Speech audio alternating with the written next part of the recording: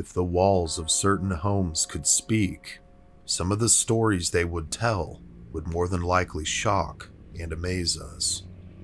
Or perhaps repulse and terrify us instead.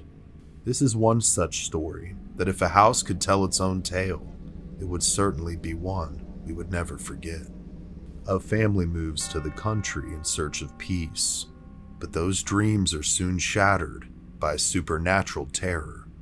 Something evil lurks within the woods outside of their home, and this evil begins to stalk and wreak havoc upon everyone that dwells within the home. Can they save themselves before it's too late? This is the untold story of the haunted Hinsdale house, also known as the Dandy House, and the entities that infested it.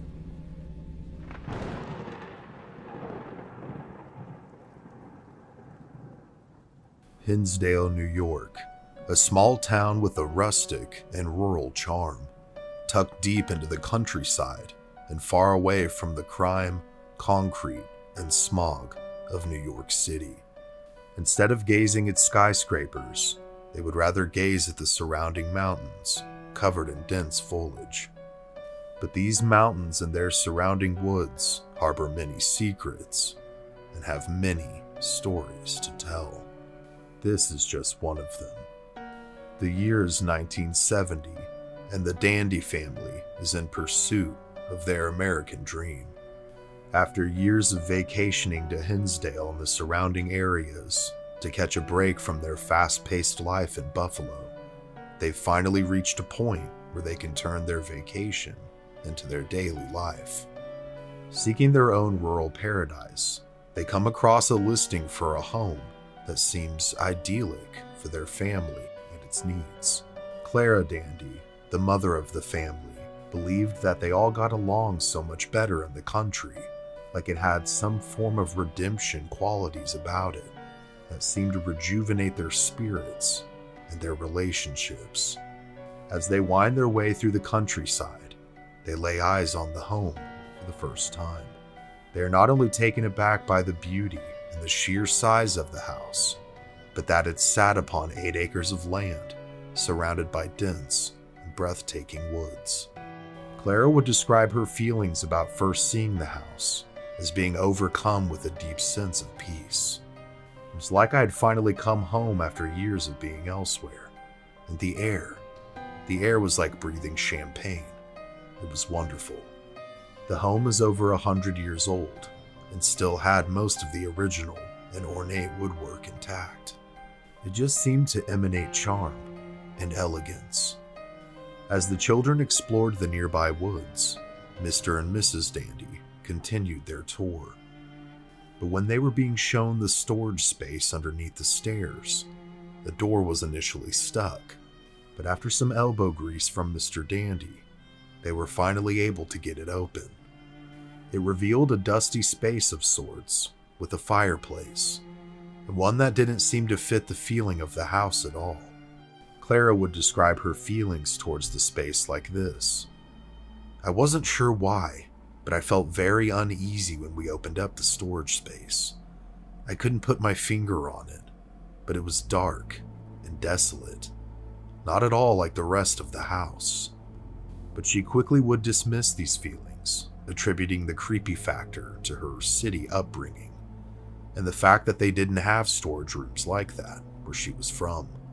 After closing the space and continuing to evaluate their opportunity, the feelings of peace would return, and the Dandies decide that they can't resist the charm of this rustic, 100-year-old home, so they decide to purchase it. Once things are squared away several months later, they move in to start their new rural existence. On move-in day, Clara's brother decided to lend a helping hand and had begun to move things in hours before the family was able to arrive. When loading in a box of belongings, as he opened the door, he was greeted by a flurry of insects. Both bees and flies pelted him in his face. Brushing past them and then unloading the box onto the floor in the main room, he was startled to see hundreds of dead bees scattered all over the floor, and even more startled to see hundreds still alive and coating the windows. It was still cold during this time of year, and although he too wasn't from the country, he found it rather odd that there would be any kind of infestation at this time. When his sister and her family finally arrive, he greets her with the news, and in order to continue with the move-in, they have to call an exterminator.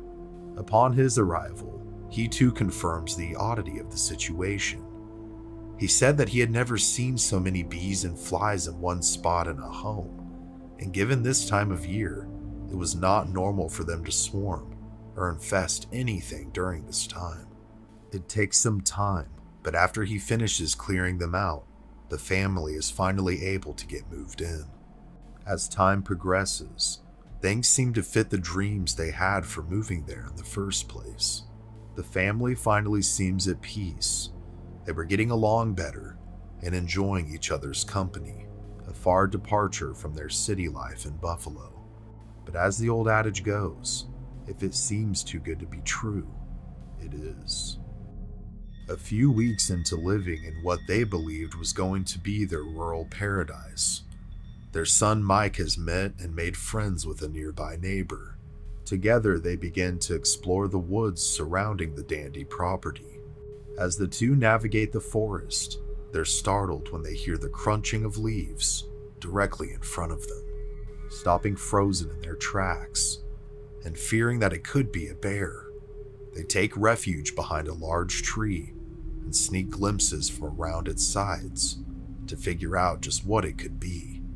To their shock, they spot a boy not much older than them, carrying a rifle and walking in the path ahead.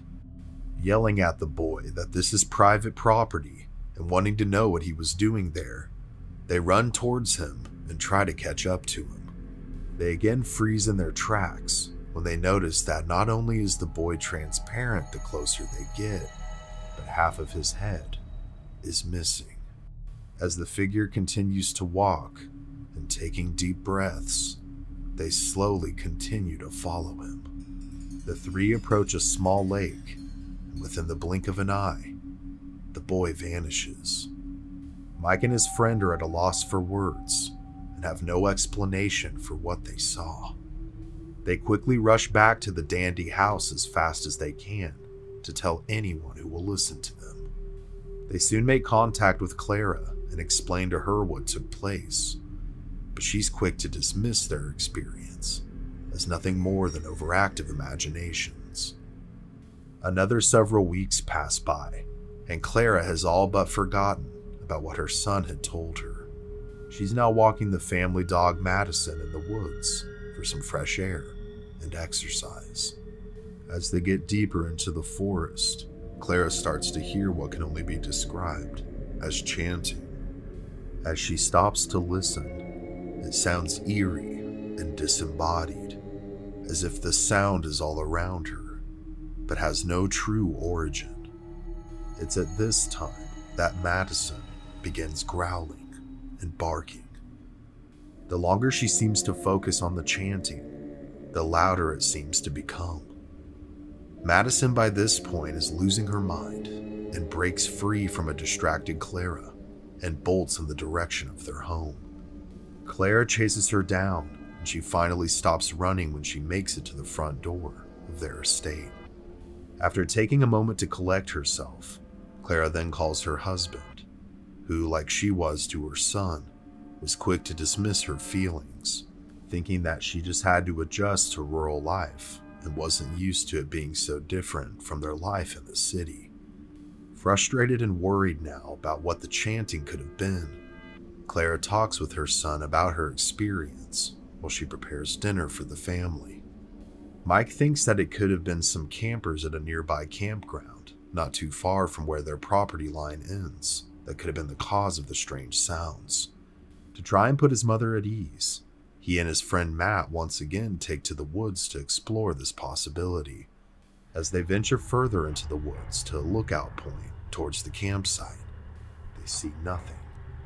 There are no signs of any campers that could be nearby enough to have caused such a noise. Even more perplexed now that there was no explanation, the boys start to make their way back to the house, when suddenly they hear what sounds like an axe thudding into a tree right next to them. Unsure of what that noise could have been, before they could even begin to ponder or investigate, they hear a woman screaming to their left. This frightens them so bad that the two young men run as fast as they can all the way back to the dandy's home.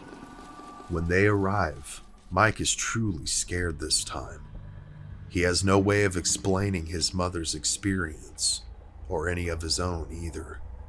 Upon relaying this information to Clara, both of them are left beside themselves, now with a chill up both of their spines. But these weird events thus far would only intensify as the sands of time continue to trickle into the hourglass. It has now been months since the initial experiences, and besides the oddities they were, the family's life continues to be great. This distance from the experiences only makes them ever easier to dismiss in the minds of Clara and Mike. One day, Phil, or Mr. Dandy, decides to take the children, Mike and Tina, into Buffalo for the day to get some errands done. Mostly being a homebody, Clara decides to forego the trip with her family and relax at home, reading her latest book instead. When her family departs, Clara finds herself curled up on the couch and immersed in her latest story, as a warm breeze drifts through the open windows of the house. As she reads page to page, she is suddenly startled when the window closest to her slams shut. Upon investigating, it makes no sense to her because the breeze was light, not forceful at all, and their windows were fairly new, which made it all the stranger.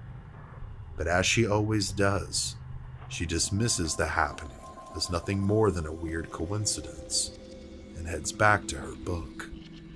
Several nights later, as Mike lay asleep in his bed, he is suddenly woken up when a nearby box of a chess game drops onto his chest. A storage shelf is directly above his head, so opening his eyes, he glances up to see if perhaps it could have been hanging too far off the edge, causing it to fall. And to his shock, he begins to see several more boxes slowly shifting towards the edge by themselves. The lowest one then suddenly flies out from the rest and smacks him in the chest. Terrified, he sits up trying to catch his breath. He has no way of explaining how the lowest box could be pulled and thrown with such force without bringing the rest of the boxes with it, as if someone or something had grabbed and thrown it by a will of its own. Calling out to his mom in the darkness, she soon arrives in the doorway of his room. Being a very science and logic-minded person, Mike has no way to explain what has happened. Examining the pile, Clara too is perplexed and becomes just as scared when another box from a different pile flies across the room, causing both of them to scream in terror and run out as fast as possible.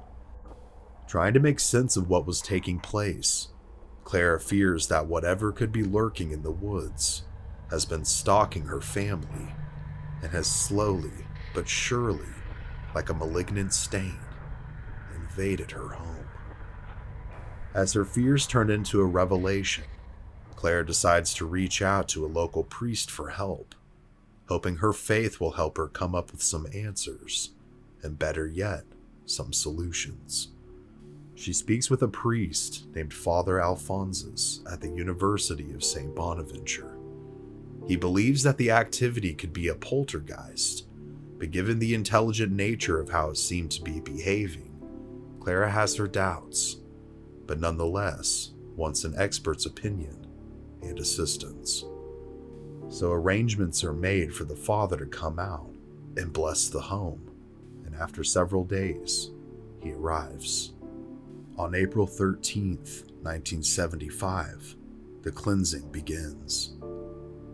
As the family and the priest were all gathered together, and as he began to speak, A series of horrible wailing and moaning noises began to fill the home, as if the house itself was crying.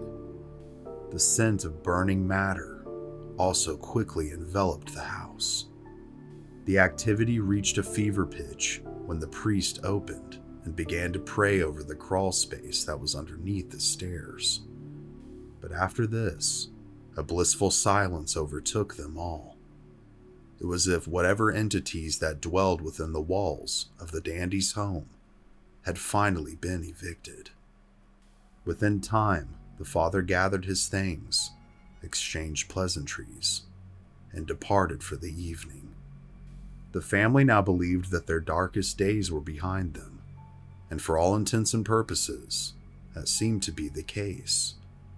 But as if to mock the Holy Trinity itself, 3 months later to the day, all hell would break loose once again.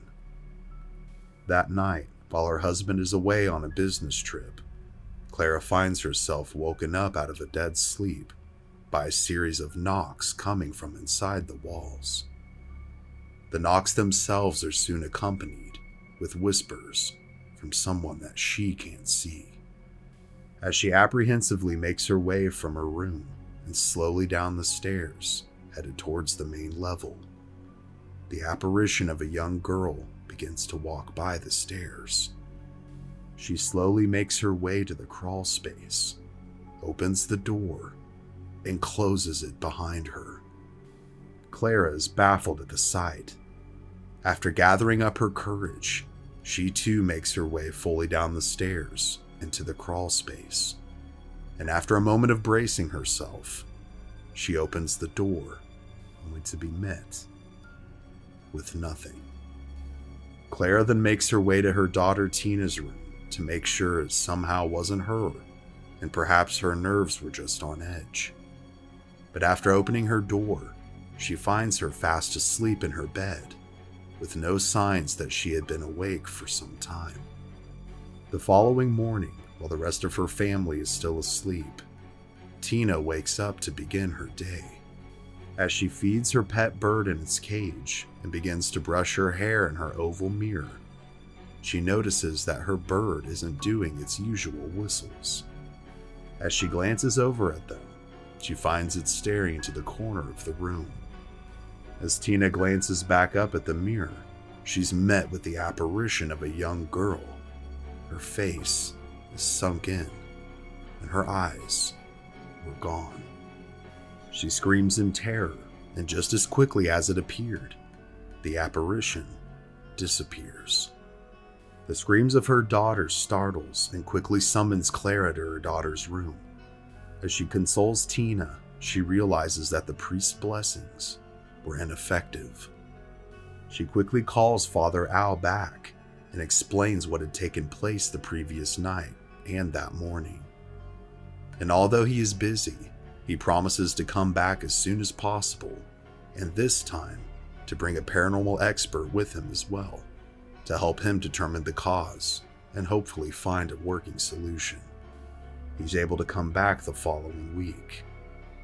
In the meantime, Clara is determined to keep her family calm. If she can control her own emotions, she knows that everything else will be okay. As they wait for the priest to return, Clara tries her best to keep her family calm and live some sort of a normal existence. That weekend, her and Phil are watching a movie while Mike and Tina are out with friends. As they enjoy their time together, their happiness is quickly shattered by a huge crashing noise coming from outside of their house. Quickly grabbing a flashlight and running outside to investigate together, they quietly step towards where they believed the noise to be originating from, when suddenly they hear it again. But this time, thankfully for them, the origin is not paranormal. This time, it's several raccoons who happen to be foraging through their metal trash cans for something to eat. Relieved for that moment, they start to make their way back to the house, when they suddenly see the figure of a young girl in their living room window, staring at them. As they rush inside, they run up into Tina's room, where they find her incoherent and staring into her oval mirror. They try to get her attention, but she's entirely unresponsive. Her pale blue eyes are black. Panicking, they shake her and yell her name, not knowing what else to do, when she eventually comes back. In that moment and later, Tina will not recall how she got home or what exactly happened. As the family tries to gather themselves from the shock of what had just taken place, they hear movement coming from Mike's room. Phil tells his family not to leave Tina's room as he rushes to investigate. However, the home phone begins to ring. It's Mike. He's asking if he can stay the night at his friend Randy's house. However, when told what was going on, he quickly tells her that he's coming home to help in any way that he can. Rushing to his car, Randy offers to come with him, to which Mike agrees. Randy would later recount that Mike's hands were sweating and he was shaking, gripping the steering wheel. He was pale. I asked him what was wrong, and he said that things were happening at the house that he couldn't explain. The boys quickly arrive to find the family in chaos. Phil is prepared to do battle with whatever force is within the house, and the girls are staying close to one another, attempting to comfort each other. As they try to determine a course of action, all the lights in the house go out. They then begin to hear banging and scratching coming from the crawl space. Flashlight still in hand, Phil, with the backup of his family, shines the light towards it and begins to make his way towards whatever this thing is. It seems like with each step he takes, the sounds become louder, and after a tense several seconds, he opens the door to the crawl space. Inside, they find that the fireplace that was once there has been completely disassembled. Its bricks have now been stacked in an elaborate pile directly in the middle of the small room. The amount of effort and strength required to perform such a task convinces all of them that whatever they're dealing with is strong, persistent, and perhaps uncleansable. Nonetheless, with their spirits waning, Clara makes a desperate call to Father Al, who agrees to come earlier than originally planned and makes emergency arrangements for himself and his paranormal expert of a friend to come out that night. They arrive as soon as possible. The paranormal expert is a man by the name of Alex Tennis, a well-respected paranormal researcher and psychic whose abilities were studied at the American Society of Psychic Research. Together, they make their way to the door of the Dandy House, hoping to help rid this family of whatever seems to be stalking them. After being let in, the family quickly leads the pair to the crawl space to show them just what they were talking about. Although he was aware that some sort of activity was taking place, Alex had not been given any additional details or information in regards to the home, its history, or happenings. As he steps into the crawlspace room, he begins to have a vision. In his vision, he sees multiple dead bodies stacked within the crawlspace itself. After the vision subsides, Alex begins to explain to the family what he saw.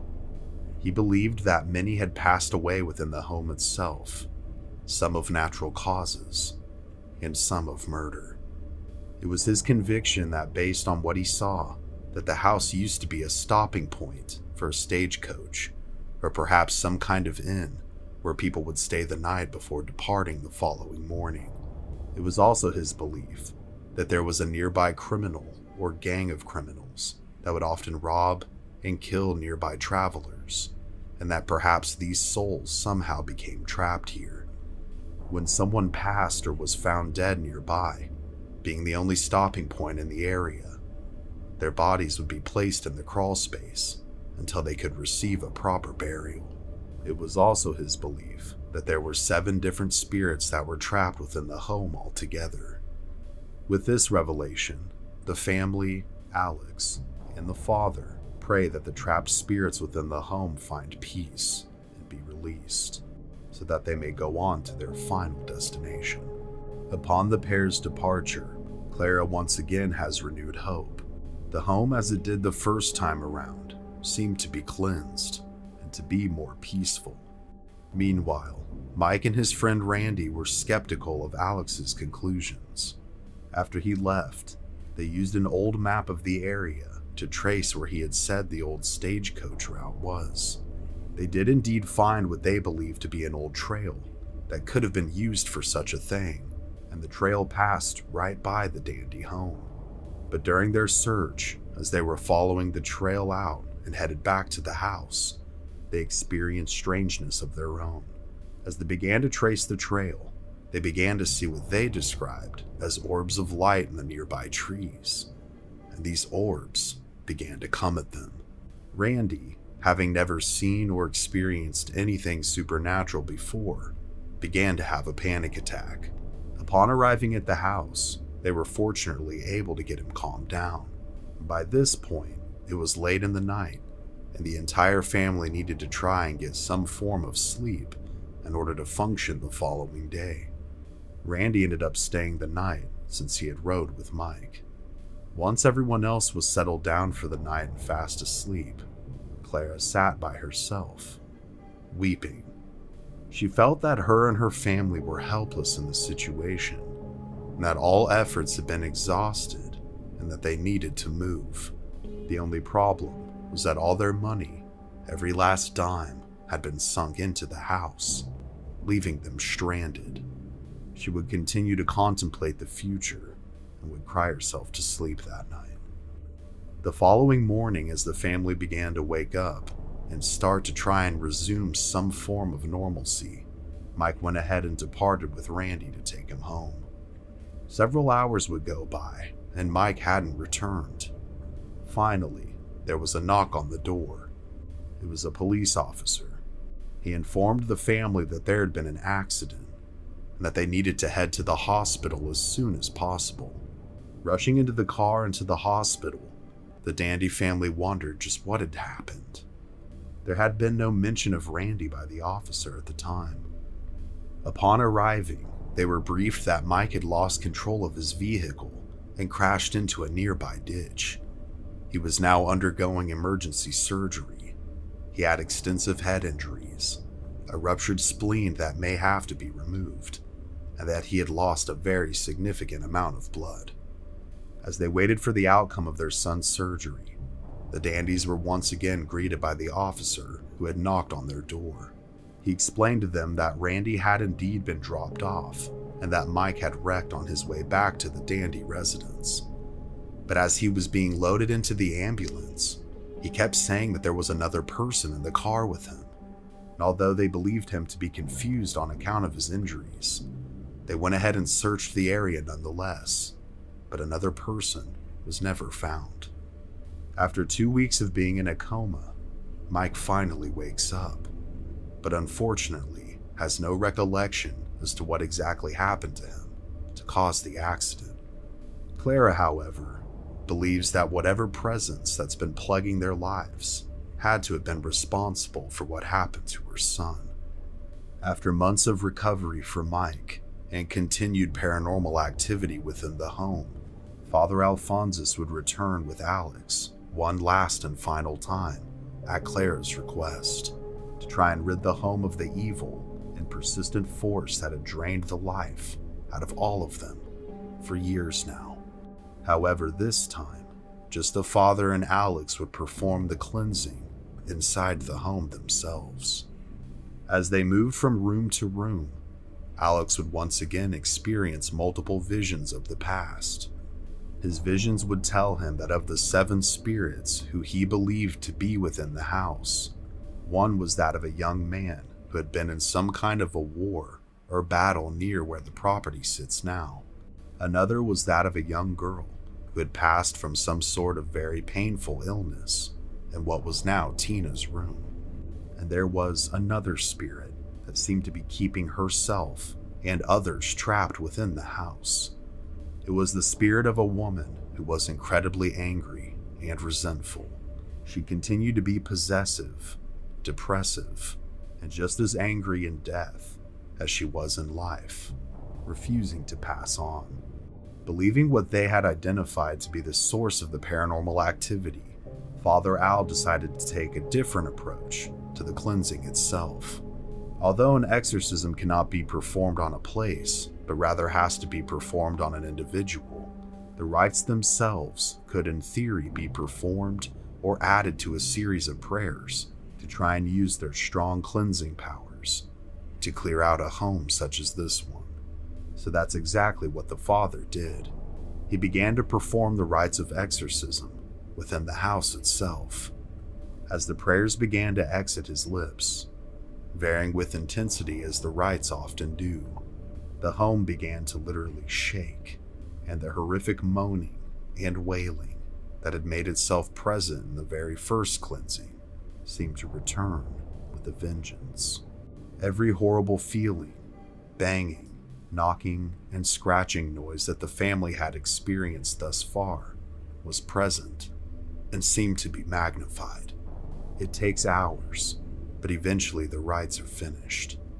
As the dust settles, so to speak, the home seems peaceful and blissful, like it did when the family had first visited and decided to buy the home.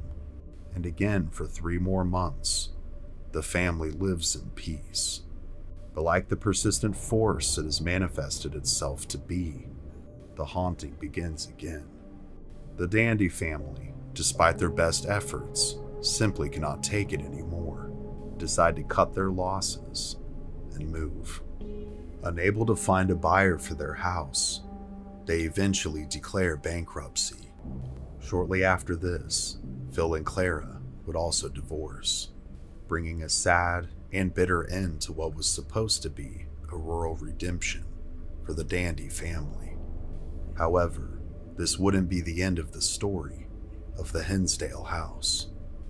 Eventually, the home would come into the possession of Daniel Klaus, who currently owns it. Daniel is a renowned paranormal investigator and has been involved with the likes of Nick Groff and has made appearances on tons of national TV programs centered around the paranormal over the years. Having been raised in a haunted house, this led to a lifelong fascination with the paranormal for him. After years of restoration, it is now available for both investigations and tours, and is still considered a very active paranormal portal, and is kept open as a paranormal research location. It's even staged in the 1970s period to maintain the integrity of when the hauntings were initially known to have began. But now that we know the backstory of the 20th and into the 21st century of the Hinsdale house, just who owned it, what happened to them, and who owns it now, I would like to shift your attention to some of the plausible theories as to what could have caused the haunting. Many theories of what could have caused the haunting have been formed over the years by the many people who have researched and have been interested in the case. One theory is that the home was built on top of an Indian burial mound. This, of course, could have disturbed the spirits of the natives that rested within the land. And although tribes who used this method of burial were present in the area back in history, there is little to no evidence to support this claim. But perhaps any evidence by this point could have long since been lost to the sands of time, or could have been removed when the home was initially built. Another theory is that the home was at one point used as a stagecoach inn, and passerbys were murdered either near or within the home itself, leading to their spirits being trapped within the home or on its land. Although there is evidence that a stagecoach route did run very close to the home, there isn't direct evidence that the house itself was used as an inn, but it is possible. Murders also did take place in or around the area in which the home is now located, which could lend credence to the theories of criminals robbing and murdering people along the stagecoach route. An old family from the area that used to own the home, with the last name of McMahon, also lends credence to the home being used as an inn at some point. The now passed grandfather of the family used to tell stories of a road that passed by the house where stagecoaches traveled. Another theory is that one or several of the spirits were trapped as a result of hangings that took place there. The now famous hanging tree that sits near the residence was indeed used for executions for a time. Most famously, it seems, was the execution of a woman named Elizabeth, and Elizabeth was pregnant.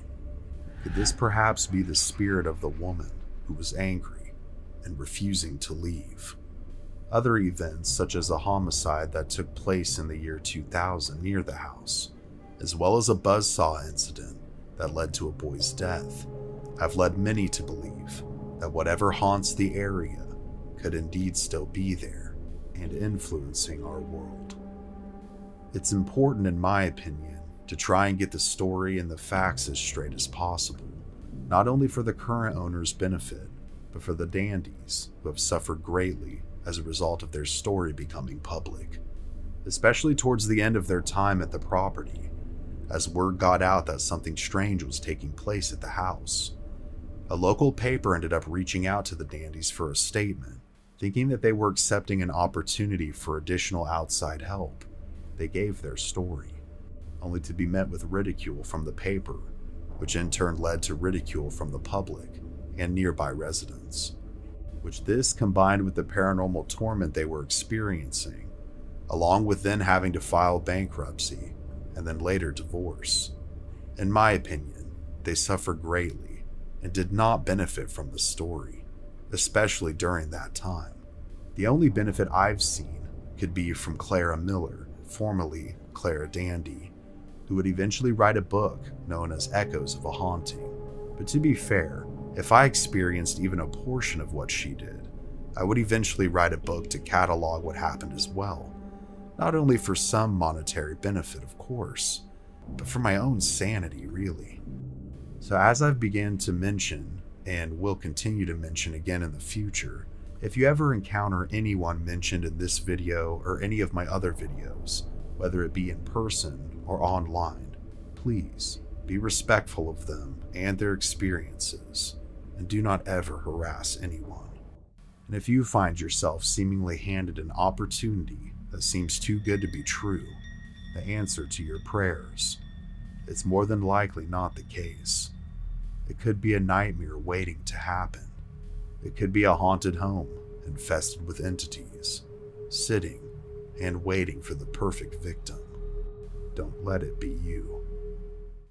Could an item, if given enough energy, devotion, and focus, begin to take on a life of its own? Could it begin to exhibit human-like characteristics, as if it has been imbued with or contains some kind of soul or entity inside of it? This act of magic has been practiced by multiple religions and cults throughout the ages. This is just one very strange example that it could indeed be possible. After a gracious gift was placed into the arms of a little girl, tragedy would strike, and what follows would continue to haunt the family, the citizens of the village, and would soon cross far beyond the barriers of land and sea. This is the untold story of Okiku, the haunted Japanese doll, and the bizarre paranormal force that possessed it.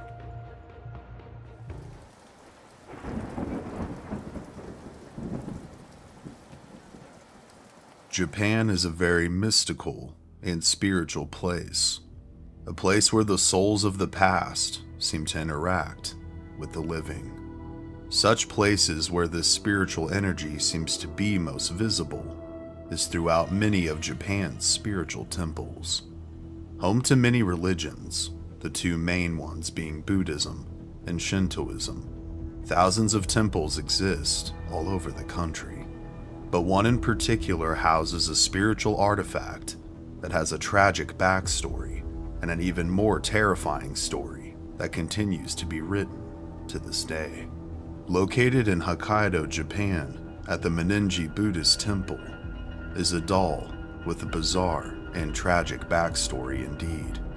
Although there are several origin stories of how the doll came to be, and how the temple became its final living space, so to speak. All of them have most of the main details in common. Therefore, I'll be telling the most agreed upon origin story to try and be as true to the legend as I can. The year is 1918 in Hokkaido, Japan, and a 17-year-old boy by the name of Okiku Suzuki is in search of a gift for his little sister's birthday. As he pursues the different vendors and small shops, something soon catches his attention.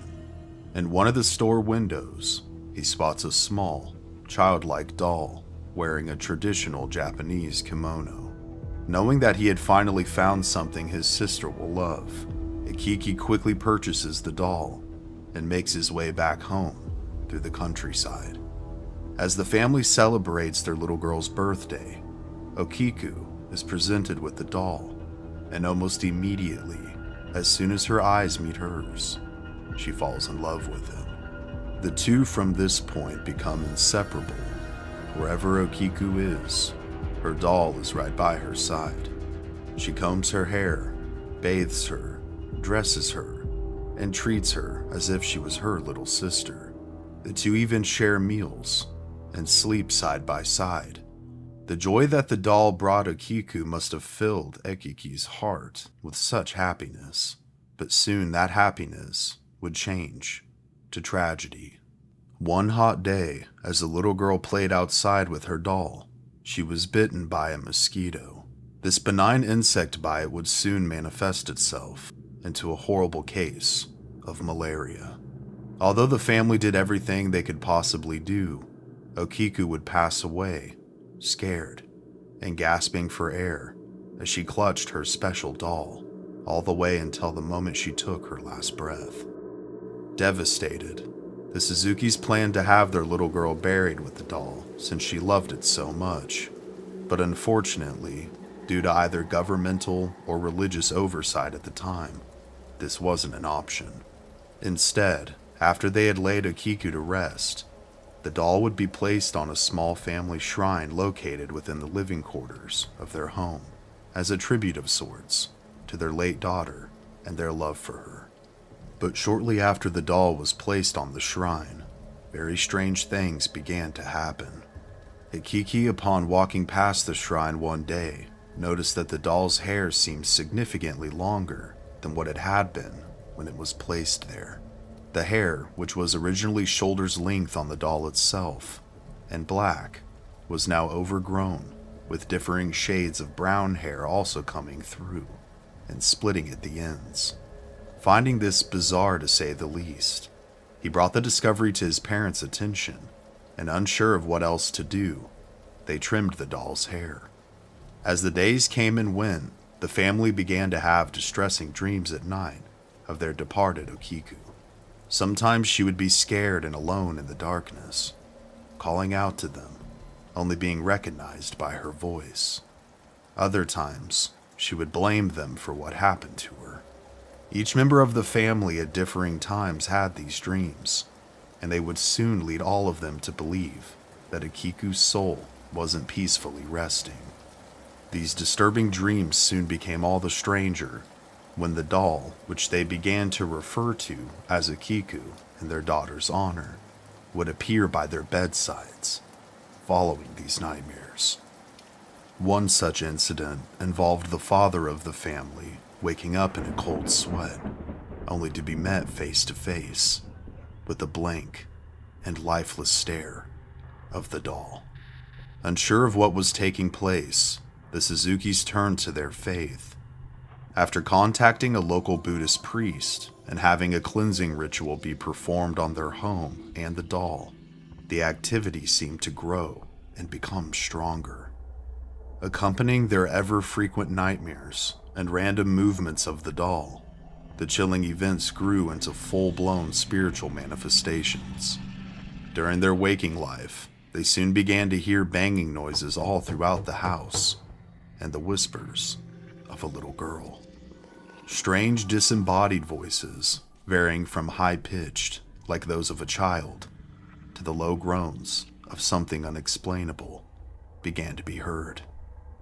their lights began to flicker on and off, and the paranormal activity seemed to happen more frequently as the calendar ticked closer to the birth and death dates of Okiku.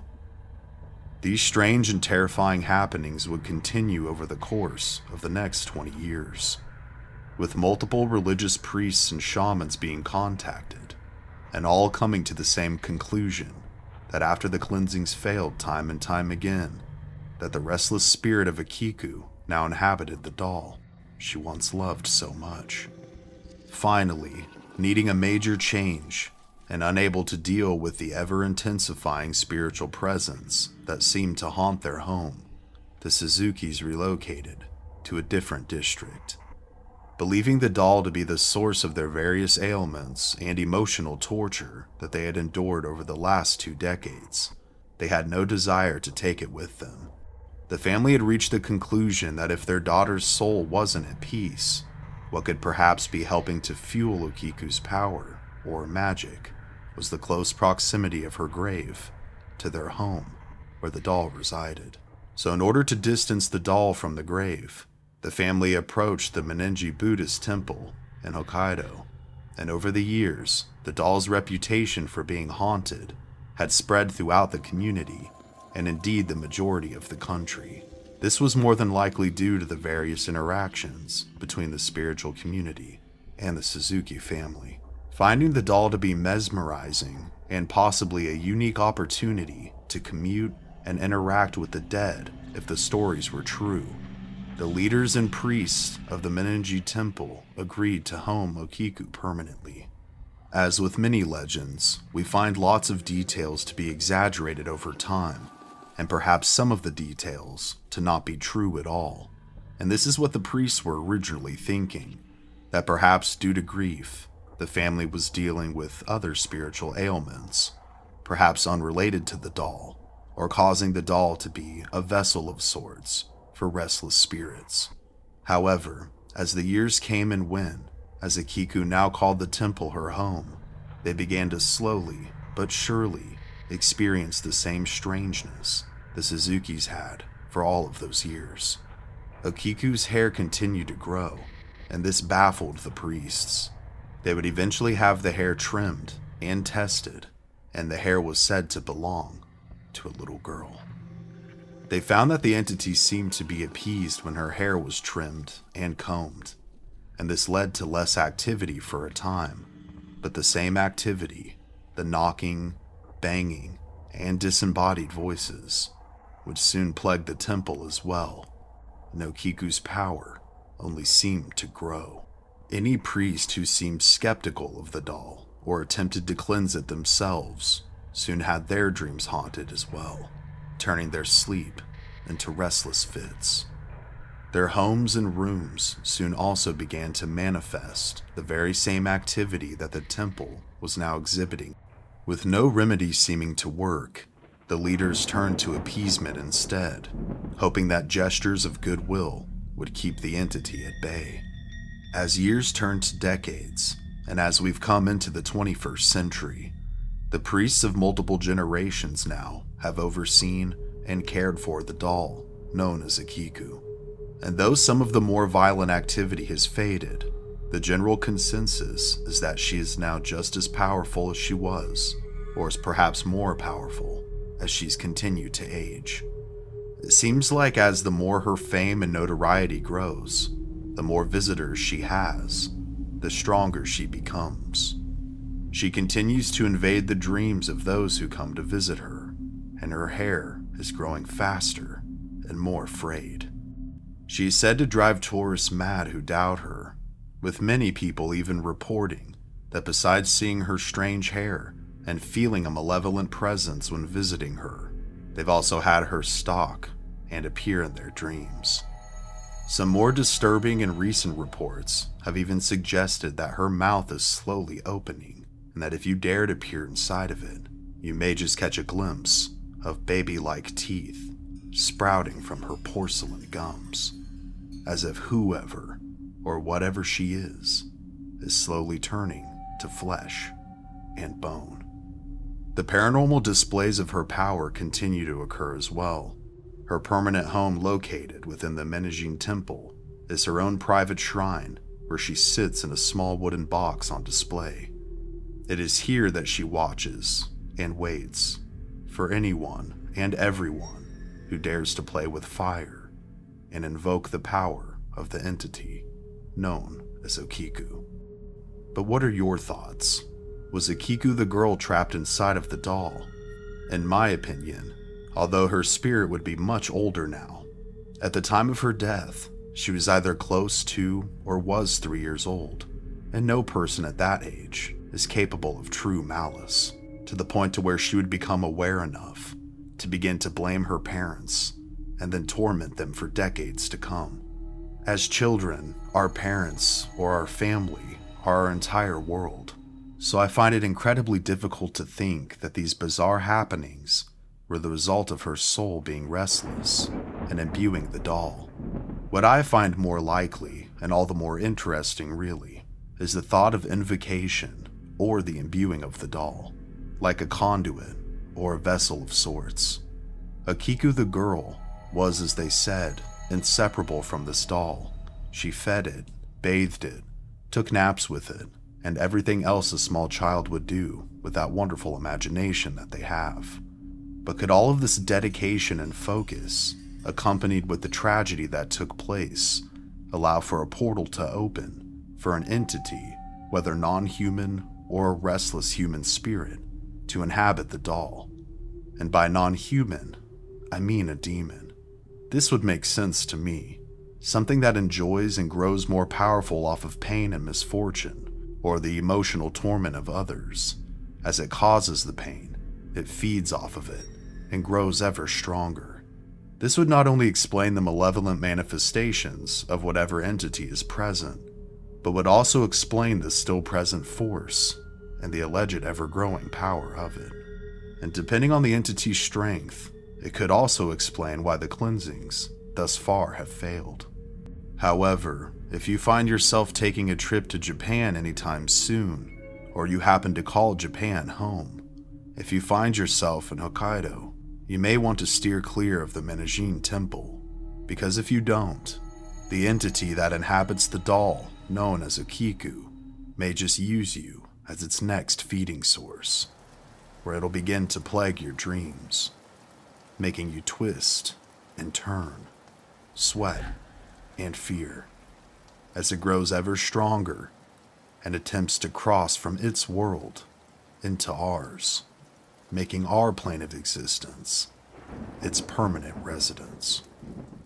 An unsuspecting family finds what they believe to be the perfect home, but underneath the facade of this charming farmhouse, there is a sinister force, dark as the abyss. Lying underneath the heavy fog upon the land, there lies generations of graves, and these graves could hold the key to solving their paranormal nightmare. This is the untold story of the old Arnold estate, also known as the Conjuring House, and the demonic forces that dwell within it.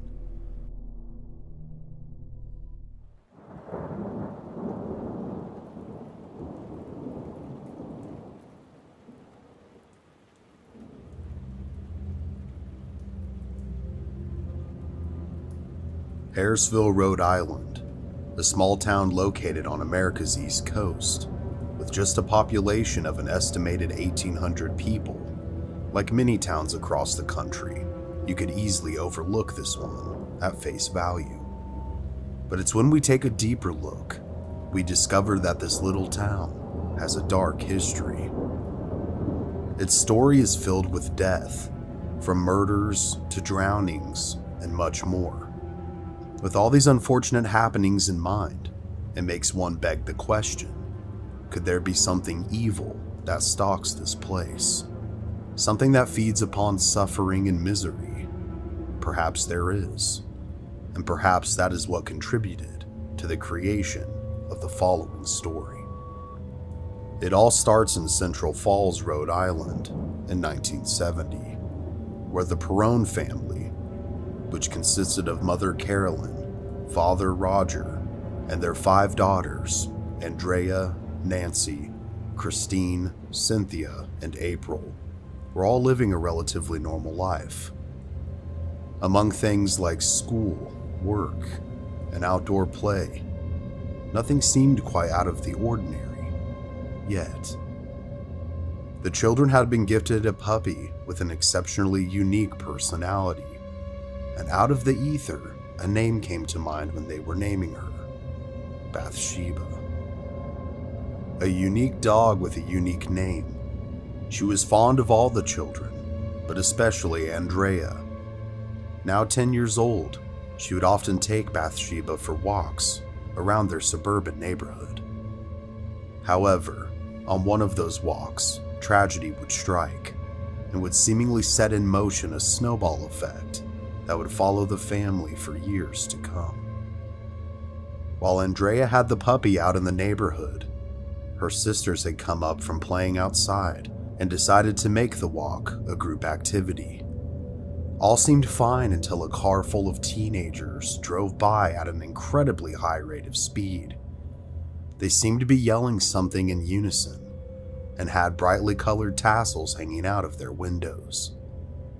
Bathsheba was an obedient dog, but the flailing and bright-colored streamers caught her attention, and in an instant, she broke loose from Andrea and bolted towards the vehicle. The shocked girls then watched the car miss her by mere inches as she made her way safely across the road. But being the good dog that she was, upon hearing Andrea call out to her again, she began to run back to them.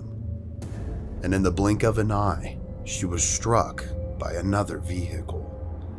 An elderly couple that never even saw her.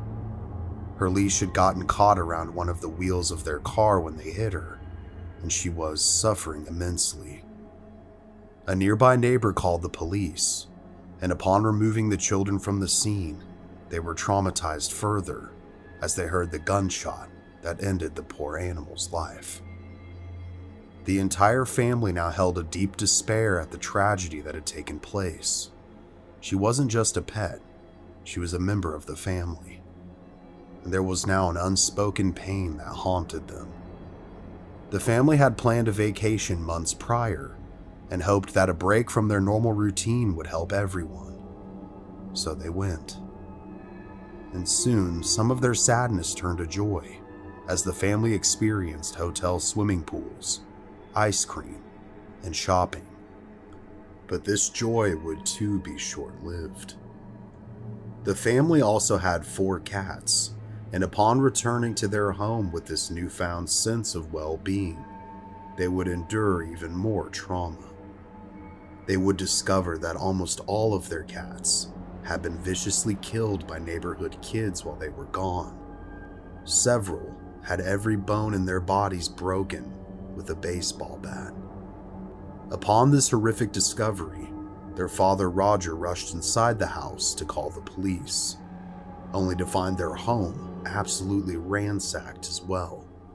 Furniture was upside down, mirrors and windows broken, all of their provisions left to spoil from their tipped-over fridge, and their carpet was doused in motor oil.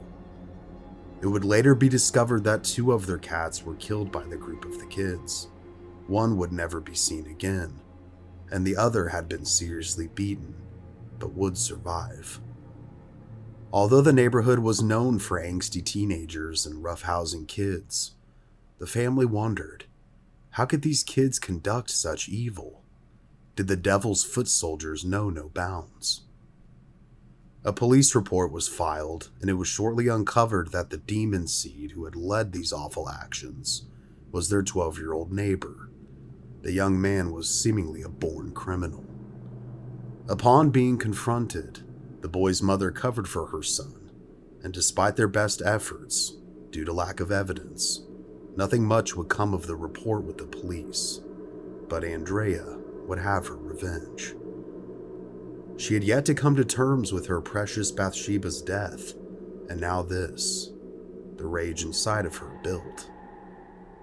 After some thorough planning, she attacked the boy who was responsible, beating him ferociously, breaking his nose, blackening his eyes, and until she was pried off by a nearby neighbor and told to go home.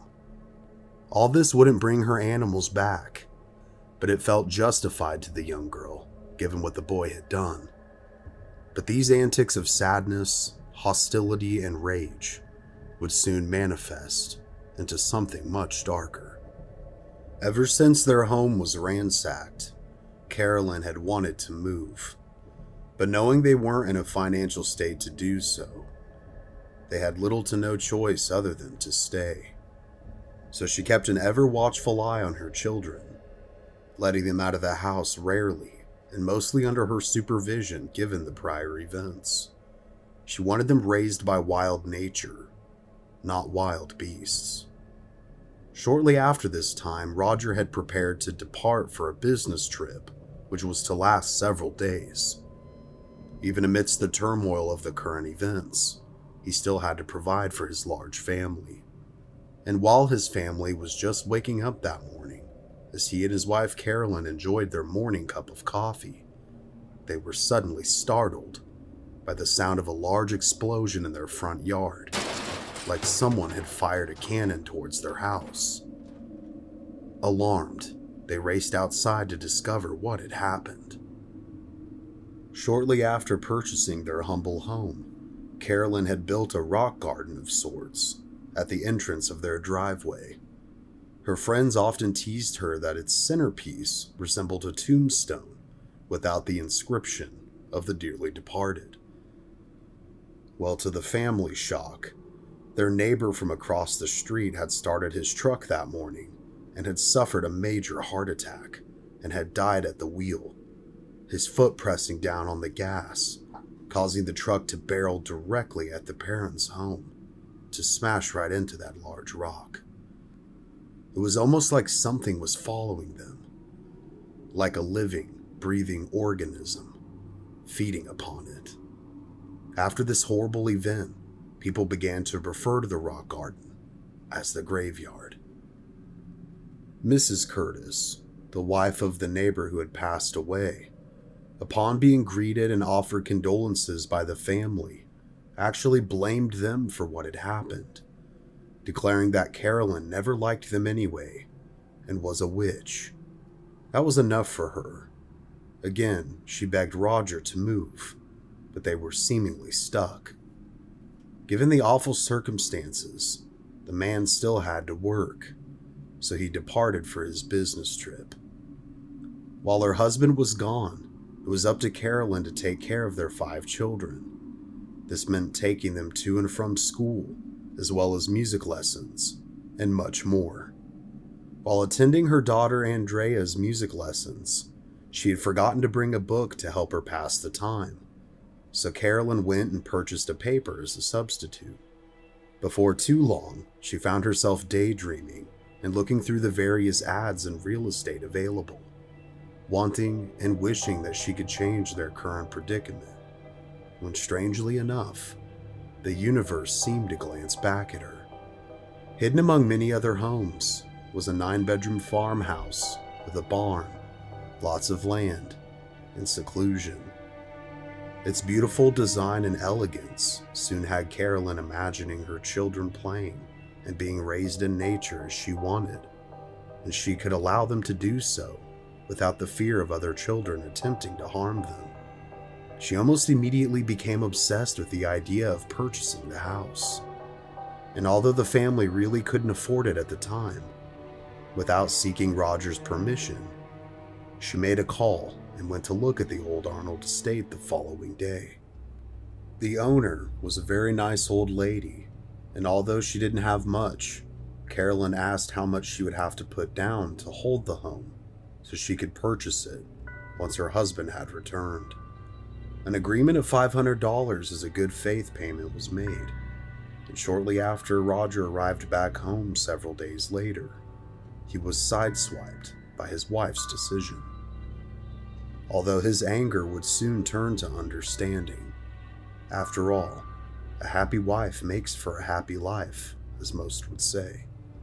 Even though he didn't know exactly how they would make it work, he decided to placate his wife and allow them to purchase the home.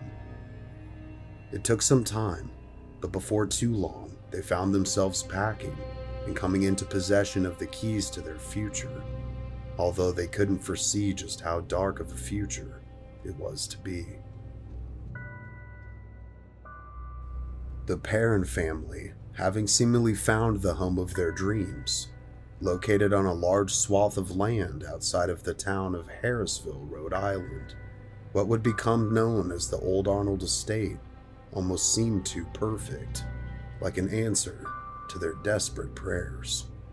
It's a large farmhouse which has 9 bedrooms, a barn, and plenty of land which they can envision their children playing on and having a wonderful time. Although it's winter, they go ahead and begin to move into their new house.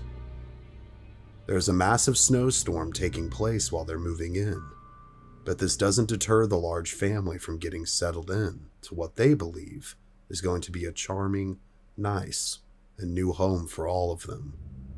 Given everything they've been through, I would have hoped for the same, and for the first 3 months, things are charming, nice, and normal.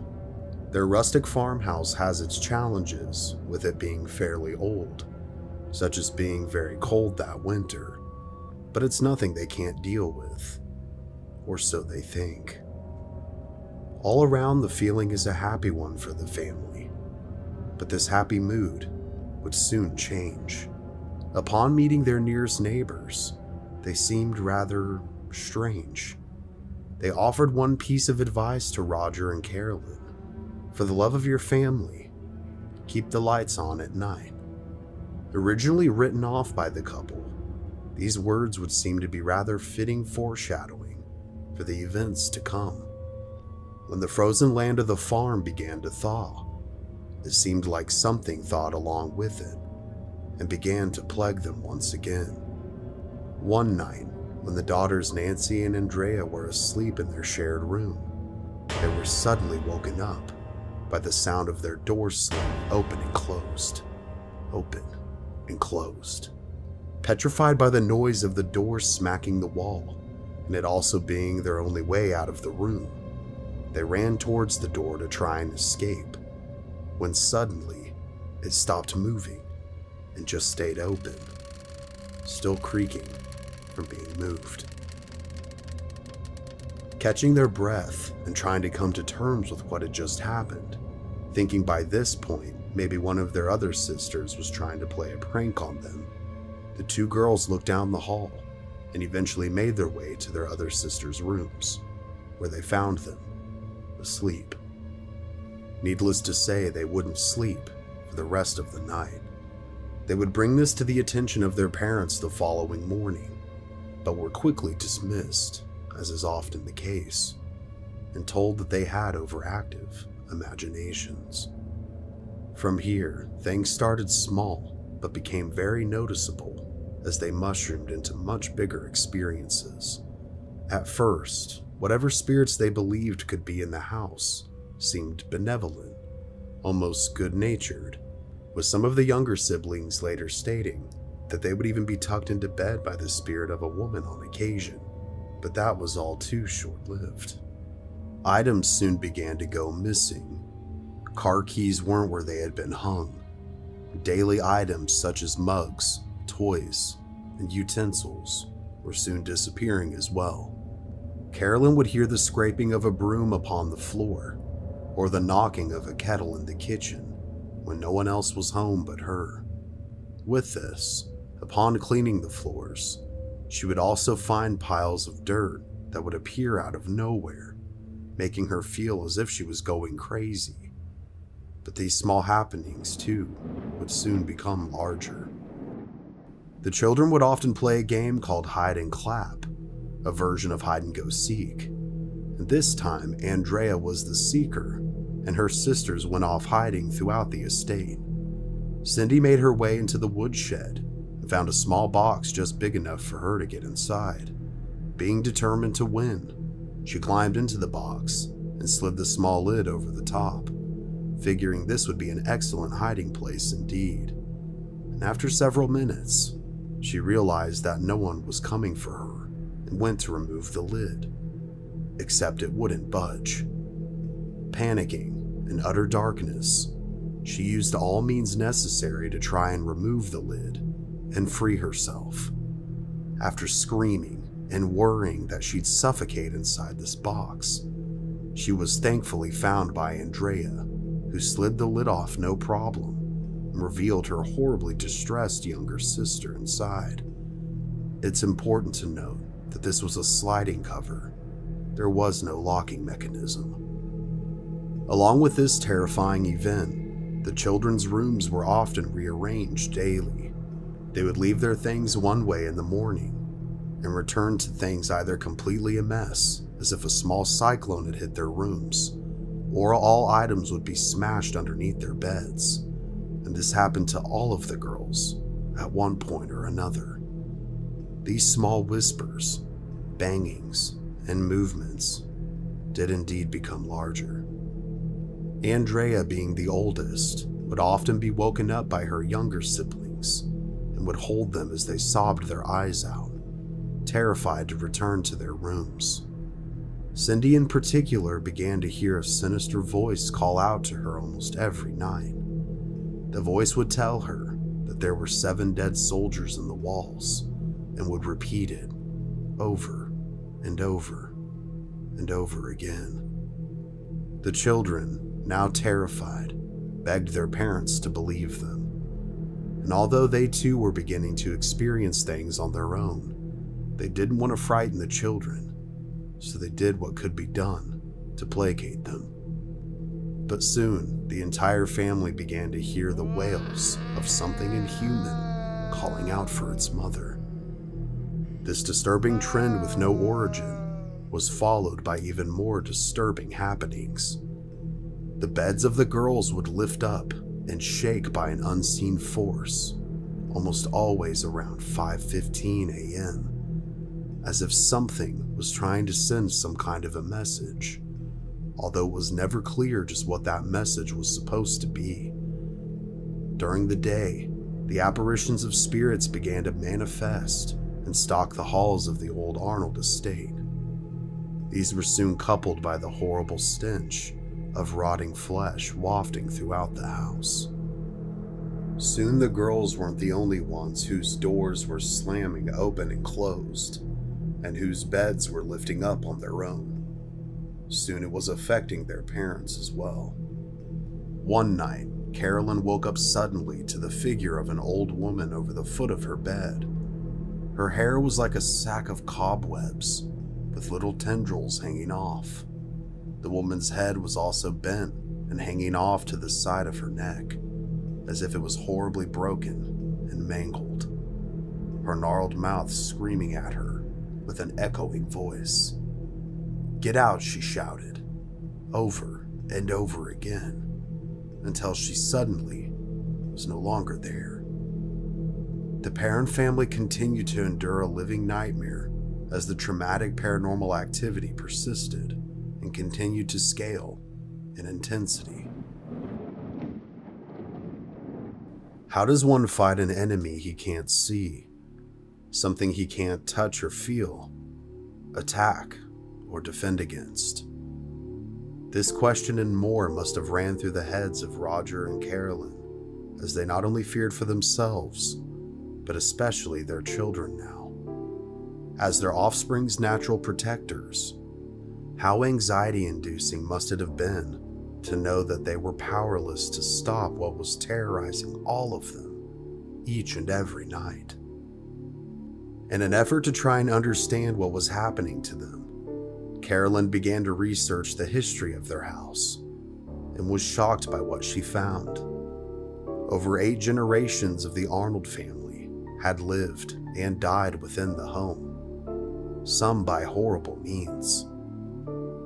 According to the Black Book of Burrillville, the town's former public records book, these included 2 suicides by hanging, one within the family barn, one by poison, the assault and murder of a young girl named Prudence Arnold by a farmhand, 2 drownings in the nearby creek, and 4 men who froze to death, among some of the notable deaths.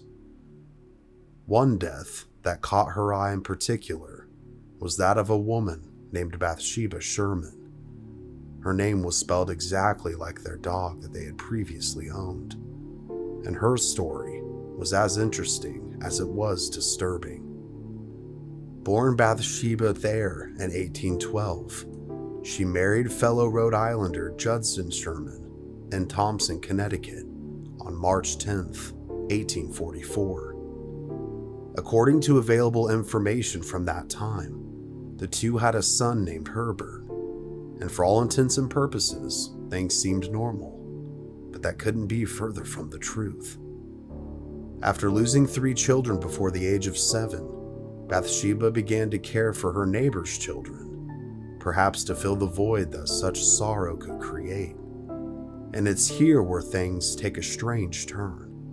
While caring for the infant of a nearby family, the infant suddenly passed away within Bathsheba's care. An investigation ensued, and it was found that the child had a puncture wound in its skull, as if someone had taken a large sewing needle and sent it through the child's head. Rumors of devil worship and witchcraft soon became rife, with many believing she had indeed sacrificed her children to Satan, robbing them of their young lives. Although Bathsheba was never punished for the child's death, since there was never a trial, that didn't stop her behavior from becoming increasingly bizarre. She became incredibly reclusive, strange, and dark. Rumors say that she supposedly attempted to murder other children while confessing her love for Satan, before she then climbed atop the highest tree on the estate, cursing everyone before hanging herself. And although that would make for a much more fascinating story, it doesn't seem to be true. The rumors may indeed have been spread, and there are evidence of multiple child deaths, including the infant via a needle-like object. But her tombstone reads her death date as May 25th, 1885. So odds are that she passed away as an old woman. But perhaps given the circumstances, she became more bitter with age. Another strange detail that was uncovered was one of the hanging deaths that took place within the barn on the estate. It was that of Catherine Arnold. She had seemingly out of the blue one day made her way from the house to the barn, gathered a rope, and hung herself from the rafters.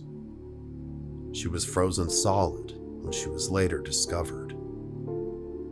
It seemed like whatever paranormal force that stalked the land tormented the matriarchs of the families that lived there and fed upon death itself. These supernatural occurrences that now plagued the Perron family were a daily occurrence, and they soon also began to physically touch the family as well. Poking soon turned to pushing. A hand on the shoulder soon turned to slapping, scratching, and more. One day, when Carolyn was reading a book in the living room, she felt a piercing pain in her calf.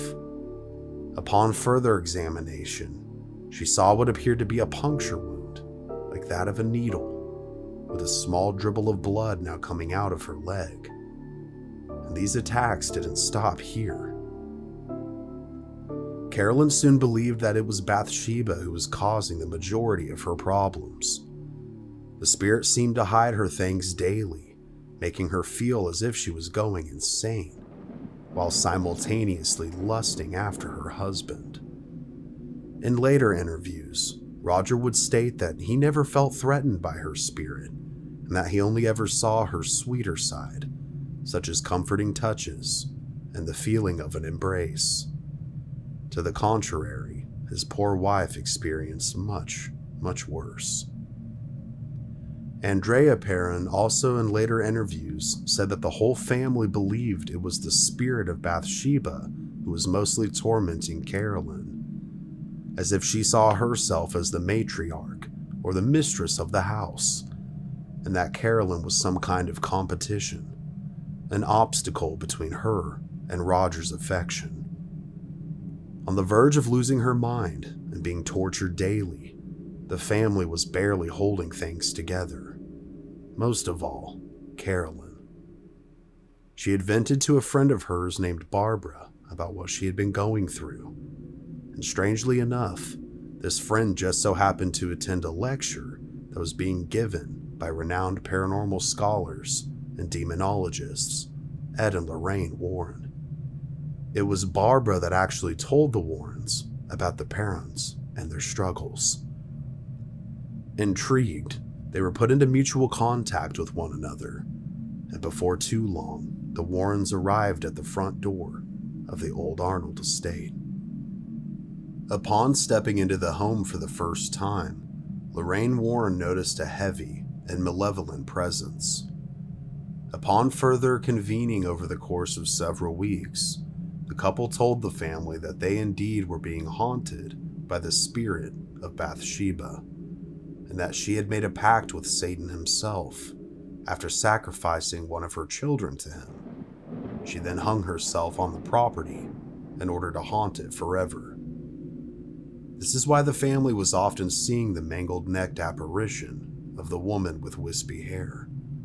This was apparently her. Over the course of several months, the Warrens would visit the old Arnold estate in order to try and assist the family with ridding themselves of the spirits, but it was all to no avail. All of these events seemed to culminate with a seance one stormy night. The Perrons, Roger, and Carolyn, along with the Warrens, were joined by a priest and a fellow medium to conduct a seance to try and establish further contact with the entities within the home, to understand just why they were plaguing the family. The girls were confined to their rooms upstairs and were not allowed to partake in the ritual. The ritual was conducted in the basement, one of the alleged sources of the dark energy, according to Lorraine Warren. And in the middle of this ritual, Carolyn seemingly became possessed. As she exhibited violent behavior, she was restrained to a chair in order to prevent her from hurting herself and others. The entity that now inhabited her body claimed to be that of Bathsheba. And before everyone's eyes that was present, Carolyn began to not only speak a language that was unrecognizable, but in a voice that wasn't her own. She then began to levitate in the chair and flew across the room. Although they were forbid to witness the event, as curious children often do, Andrea, along with her sister Cindy, snuck open the basement door and watched the events unfold for themselves. Their testimonies are also where some of these details are sourced from. Carolyn was now mangled and distorted, her body twisted in an unnatural position. After several hours of attempting to cast the spirit out, she finally went limp and laid catatonic on the floor. After his wife had seemingly been freed, Roger called the entire thing off. He was not only concerned for his wife's well-being, but his children's as well. And although the Warrens were trying to help, things just seemed to get so much worse when they were there. So disregarding their advice, he threw them out and forbid them and their associates from ever investigating the hauntings at the old Arnold estate ever again. Later in life, a 77-year-old Roger would recall she was possessed. Her entire body was distorted, and it lasted several hours until they de-demonized her.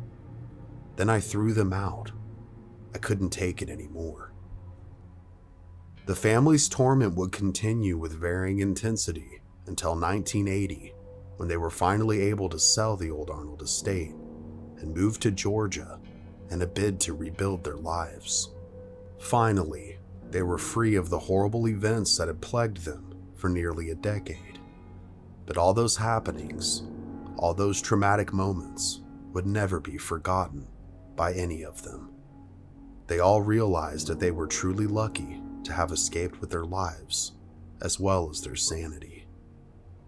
Going back and not only reading various interviews, Andrea Perron's books, and watching interviews with the family, They not only seemed genuine, but really had nothing to gain by claiming to have experienced these things. It truly seemed like they had suffered. I mean, they threw out the Warrens, which is interesting in and of itself. But if I saw my wife twisted and exhibiting demonic behavior, I probably would be pretty freaked out as well. The story of the haunting of the old Arnold estate and the Perron family was used as the basis for the Conjuring movie, in which they were also used as consultants for accuracy's sake. And the film does, of course, take liberties, as most Hollywood films do, but it's a good one for sure. But having watched this video, you're now probably aware of what really happened. Since the selling of the home, reviews have been mixed by other residents, with one lady claiming that the home wasn't haunted at all, and even condemning and suing the Conjuring filmmakers for causing her distress through trespassers, and others stating that the home is still very well haunted indeed. More current owners, who we'll call Corey and Jennifer, welcomed the spirits and the history of the home when they moved in. Claiming to have only slept in the smaller wing of the estate for the first 4 months that they lived there, they didn't want to overstep their boundaries with whatever was haunting the property. When they finally opened up the door to the wing of the larger part of the house, the very same night, they both claimed to be woken up by a shadowy figure. Their couple would say that it was pitch black in color and peeking at them from behind the door frame. Although most people would be terrified at the prospect of dealing with a shadow figure of any sort, the couple understood that they were guests in this home, even though they had purchased it, and were just excited to have experienced anything. But they also admit that although they do continue to experience strange things from time to time, it's nothing like what the Perrons say they experienced, nothing quite as malevolent or evil by any means. Despite criticism and support, the Perrons to this day remain adamant that their story is true, with Andrea saying in an interview with USA Today, "Both my mother and I would sooner swallow our tongue than tell a lie. People are free to believe whatever they want, but we know what we've experienced." Prior to her death, when asked about the events of the haunting, Lorraine Warren claimed that she still felt traumatized all these years later about what had taken place that stormy night during the seance at the old Arnold estate, saying that the things that happened there were so incredibly frightening that it still affects me to talk about it to this day. She, of course, was reunited with Ed on April 18th of 2019. God rest her soul. These days, people who have visited the house, such as various paranormal groups, researchers, and fans of the Conjuring universe, have described feeling multiple things first stepping in the home. Some claiming to see shadow figures, others a feeling of a heavy presence to the point where it makes them nauseous. And regardless, there certainly does seem to be something there. All around, I think the haunting, given all the research I've done, is more than likely legitimate. There's too many sources backing up what took place, not to mention the family didn't gain anything from experiencing what they did, and surviving members still claim it's all true to this day. If you'd like to learn more, I'm listing the sources I used for research in the description below, as well as various links to Andrea Perron's books, which tell the full story of her and her family. I, of course, am not affiliated with her or anyone else involved in any way. I just find them to be an interesting and very useful resource. So if you find yourself in hard times and are presented with what seems like a gift from the universe, just know that if it's too good to be true, it probably is. And the dream home that you can't wait to live in could be infested with generations of death and despair, demons which could still be lurking and stalking the property. So my advice, if it sounds too good to be true, it is. And please, research a home's history before you buy it, or you may be stuck with a decade of paranormal torment, or worse, you may become its newest permanent resident. Can death unleash something into this world that isn't supposed to be here? Could it act like a portal, allowing something sinister and dark to creep in just before it closes, especially if the person passing is harboring dark and abhorrent secrets? When a young man begins to exhibit strange and demonic behavior, and the very laws of nature seem to bend to his will, can a reverend work to save his very soul? Documented by multiple law enforcement professionals as unexplained to this day, this is certainly not a story you will want to miss. This is the untold story of Don Decker, also known as the Rain Man of Pennsylvania. The date is February 24th, 1983, and on this cold, misty day, a family is mourning the loss of their loved one, a man by the name of James Kishaw. After battling alcoholism for many years, the bottle finally took its toll and caused cirrhosis of the liver, which became fatal. Among the pews of friends and family paying their respects sits a young man, the grandson of James, 21-year-old Don Decker. Don had been granted furlough from his 4 to 12-month jail sentence for receiving stolen property in order to attend the funeral. But as he sat facing the body of his grandfather, as others paid their last respects and gave glowing speeches about the man, Don clenched his fists. Only he harbored a dark secret that no one else knew, and this secret is perhaps what contributed to his troubled adolescence. When it was his turn to walk up and say goodbye to James, as he stood over his body, the face of evil looked back at him with eyes closed for the first time. Don would later say, "It felt like good triumphing over evil that day, and I truly felt like everything was going to get better, like it was a turning point in my life." The secret that he had been holding on to for so long was that James, his very own grandfather, had abused him from the time he was 7 years old until he was a teenager, and no one else knew. All the years of pain and fear were caused by that man, the very same that now laid in the coffin, the very same that Don was now having to hear others praise, and who he was publicly obligated to mourn.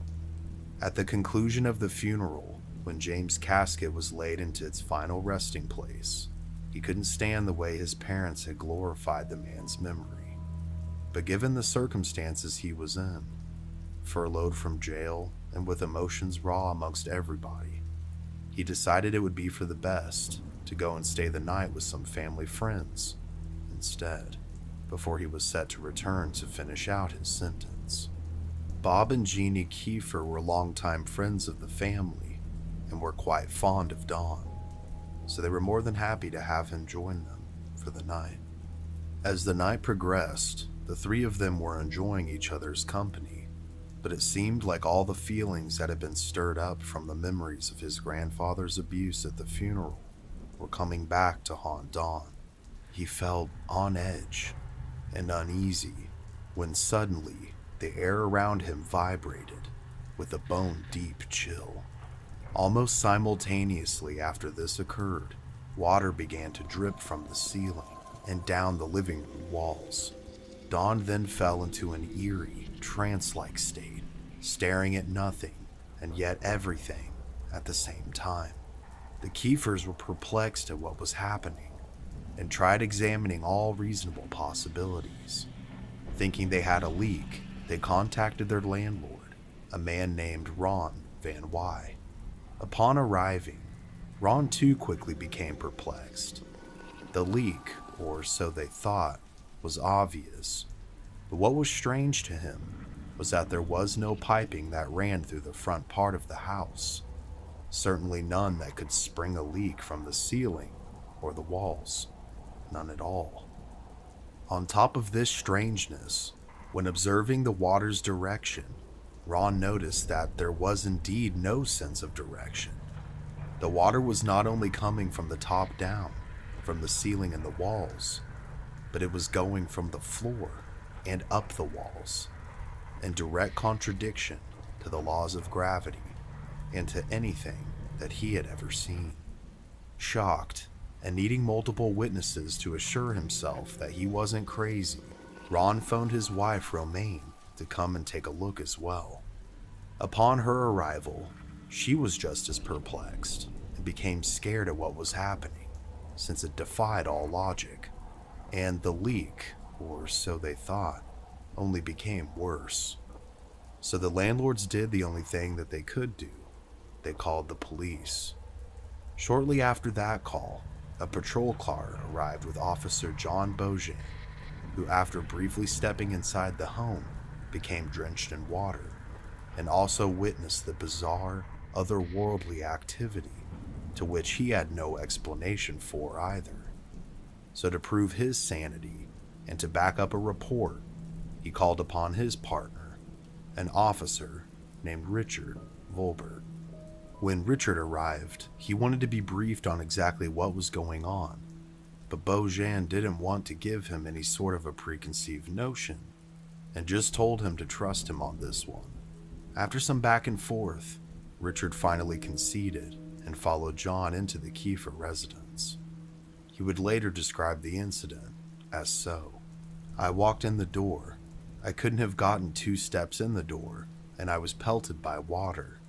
As we were discussing a potential leak, and as we were being told that there were no pipes in that part of the house, as we stood just inside the house, a droplet of water was traveling horizontally and passed right between us and out into the next room.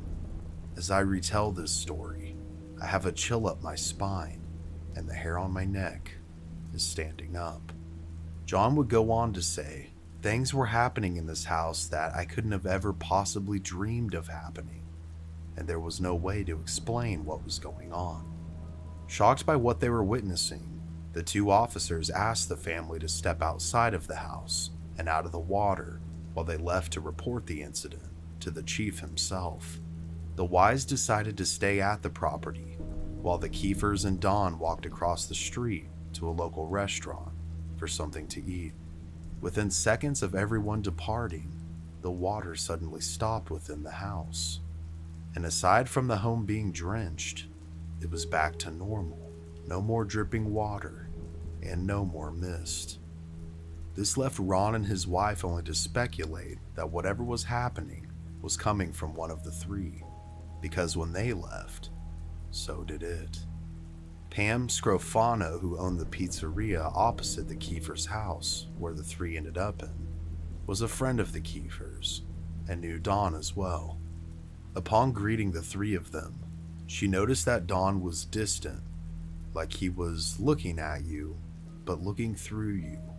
A deeply religious woman, she sensed something evil about him, like the devil was working through Don Decker, and recommended that they contact someone at the church for help.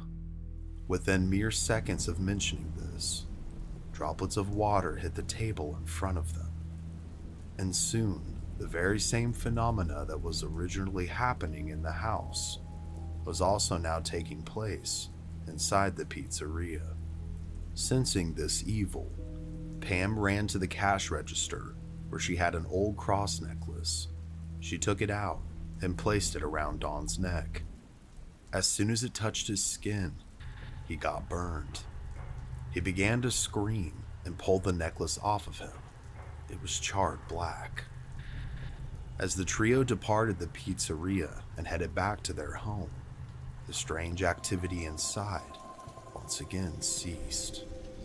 It's important to note that nothing like this had ever happened at the Kiefer residence or Pam's pizzeria.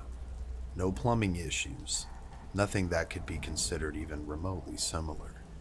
Convening inside the home once again, they met Ron and his wife. Ron suspected that Don had something to do with what was happening, and after some discussion, an argument erupted among the group. This led to Jeannie screaming at Don, telling him that they knew it was him and that he had to make all of this stop. After the words left her mouth, the pots and pans above the stove began to shake, and the lights around them began to flicker. Don Decker was no longer in control of his body. Everyone watched in horror as Don levitated multiple feet into the air and rotated several times. He was then thrown out of the kitchen where they were and into an entirely different room. Don himself would later recount the event like this. It wasn't like someone grabbing your hand or picking you up. I felt this force over my entire body.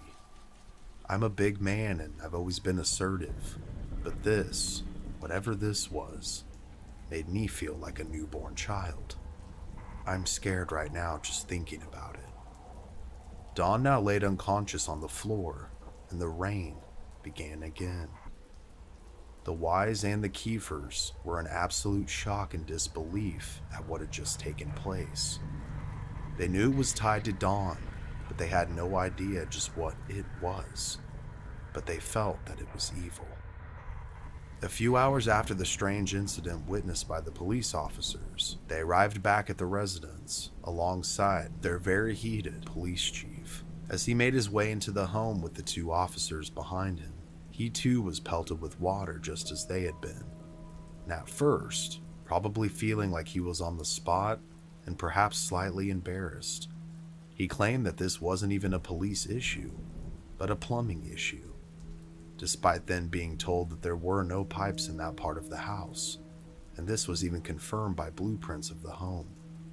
After taking a look around at the rest of the home, which was bone dry, the chief then angrily ordered the two officers to escort him back home. He would be the only officer that night to not admit to anything strange happening. He then directed officers John and Richard to not file a report and to not speak about the incident at all. But word would get out. The following morning, acting against the specific orders from their chief, the two officers returned to the residence, along with 3 veteran officers as well. They too would see and experience the bizarre rain inside the home, so they decided to try something to attempt to get to the bottom of what exactly was going on. They asked if they could place a paper bag over Don's head, to which Don agreed. This was so he would have no way of seeing anything. He'd have no preconceived notions of what could be placed on him or in his hands. They then placed a gold cross necklace from one of the officers into his hand. Lieutenant William Davies, one of the officers present who placed the cross into his hand, described the incident like this. As soon as the necklace touched his palm, he said it burnt him. He would have had no idea what it was. I saw what I believed to be smoke of some sort coming from the necklace or his hand. As he dropped the necklace, I picked it up, and it was hot. Not burning hot, but hot enough to concern me. Then, suddenly, with the force as if a bus hit him, he lifted up and was thrown across the room, hitting the back wall. Upon removing the bag from him, he was clearly dazed and had 3 bloody and fresh claw marks across his neck. I've been a cop for 40 years, and I've never ran into anything like this, ever. Never before, and never again after. There's always an explanation, but in this case, there was no explanation. The police would later leave again with no answers as to what was taking place, believing it to be a spiritual matter. Don was placed on the couch in the living room, where the rain continued to go from mist to showers at random and varying times. After making multiple desperate calls to every Protestant and Catholic religious leader in Stroudsburg, only one didn't turn them down. Ron was able to convince an evangelical preacher who went by the name of Reverend Johnson to come over and pray with Dawn. As she arrived and began to pray, The rest of the group held hands in vigil and did what they could to support her. As the first words left her lips, Dawn began to convulse and shake. The rain intensified, and his body began to twist into unnatural positions. But as she continued, he slowly but surely began to relax, and the rain seemed to stop. Although those present believed that a miracle had been performed, the results of that prayer session would only prove temporary, perhaps placing into hibernation whatever was inside Don Decker.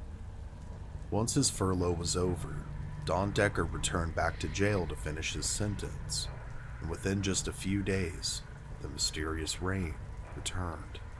Upon his return to jail, Don was placed in a cell with another inmate and had the thought enter his mind that if he could make it rain in the cell, perhaps he could get to be alone. Almost as soon as he thought that, the rain began. It was materializing out of the concrete floor and flowing upward. The other inmate was horrified and screamed for the guards to let him out. Thinking they had some kind of plumbing issue, the guards opened the cell and removed that inmate as well as Decker. At first, he was accused of throwing water onto the walls from the sink or from the toilet by the guards, but upon these accusations, Don rebutted with, "I can control it." This time, the feeling was different. This time, he felt powerful and in control. Upon hearing this, the guard laughed and said, "If you can control this rain, make it rain in the warden's office," an offer that Don couldn't refuse. The warden would then describe what happened, and these are the words of Lieutenant Warden David Keenhold. "I was in my office filling out paperwork with no one else around. It was approximately 8 p.m. in the evening. I didn't notice it at that time, but my shirt was dripping down. I heard a knock at the door, and little did I know that it was the same officer that was just with Don Decker. I wasn't aware of the situation at the time. He told me to look at my shirt, and there was no explanation as to where the water could have come from. The officer then became very frightened of what had happened, and after explaining the situation to me, I too became frightened. Shortly after the rain in the warden's office, a frantic call was placed to a local chaplain, a man named Reverend William Blackburn. He soon found himself shaking hands with the warden and several officers as he was escorted into the jail and into an empty cell. Within minutes, he came face to face with Don Decker, who by this time was beginning to fear the feeling he had inside of him. That powerful and evil feeling. He was now asking for the Reverend's help in freeing him of whatever this thing was. Blackburn wasn't convinced at first.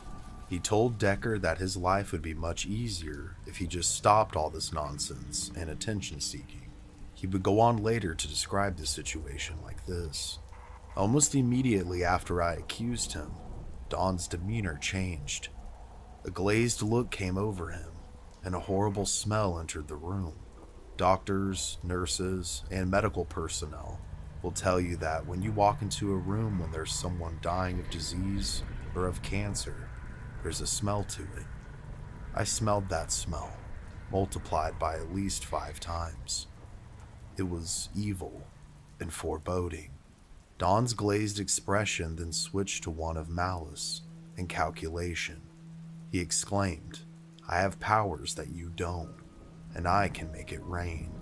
He then raised his hand and rubbed his fingers together, and it started to rain inside that cell. It was like a devil's rain, a mist. I was in the presence of evil. I started opening my Bible to begin to pray, and Don said, "I don't want you to pray for me," to which I decided to anyways.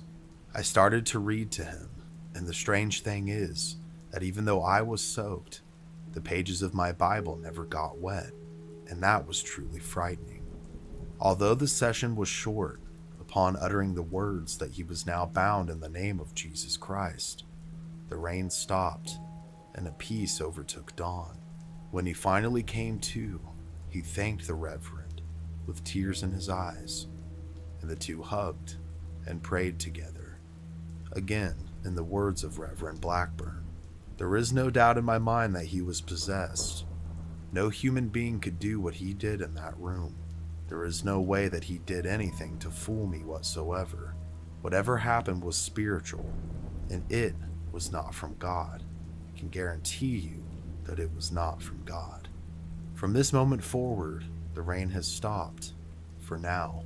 Don Decker would later say that he takes things day by day, and that fortunately, the rain hasn't returned. As for his grandfather, he thinks whatever happened was related to him. He thinks that, considering where he thinks he ended up, maybe he was able to make a deal with someone and have yet another chance to abuse him. What makes this case so unique and interesting is that all the people involved are credible people. I mean, we have some family friends, sure, but they stated they had nothing take place in that house prior to Don's arrival that morning. We have the landlord of the family's home and his wife not only reaffirming that there weren't any prior issues, but that there were no pipes in that area of the house. We then have 6 police officers, including the chief over the case, experience the phenomena, and he was the only one that said that nothing took place. We have a business owner where the phenomena took place at her establishment as well. Then several guards at the jail, in which he goes back to finish serving his time, witness things, and the warden of the jail himself. And the police officers, 3 of them were seasoned lieutenants, I might add, and anyone with a proper reputation, unless they really experienced something, would risk that, in my opinion. So was it demonic infestation, possession, poltergeist activity, or something else entirely? When we have so many credible eyewitnesses recanting the same details, saying what they saw, experienced, and felt was a phenomena not of this world, it truly makes you wonder. And if it wasn't spiritual, could Don's childhood trauma have allowed him to break into a part of the mind that could somehow cause these kinds of things, allow him to manipulate the weather of his surroundings, move objects, and even cause harm to himself? We may never truly know the answers to this mystery in particular, and it very much still is a mystery to this day. As far as an update on Don Decker, besides multiple show appearances and interviews to discuss his story over the years, the last known activity that I could find of him was that back in 2012, he was charged with arson of a local restaurant in the Poconos Mountains of Pennsylvania. It seems like perhaps he was paid to set fire to the establishment by the owner, maybe for insurance fraud. As far as the outcome of the case, I couldn't find additional details. Perhaps whatever evil that was inside Don got the best of him at this time. Or, we're all human. We do make mistakes without otherworldly influence as well. Just a thought. Wherever he is, I do have to say that his story is an amazing and intriguing one, and I wish him nothing but the best. I'd also like to say thank you guys for watching this video. Without you guys, this channel is just me making videos that I find interesting at home, at my computer. And I really can't hammer home how much your support means to me. It seems like YouTube doesn't always want to promote my content, and that's been a big uphill battle over the last 4 years. So when you choose to watch Mystery Archives, just know it helps me out much more than you could ever know.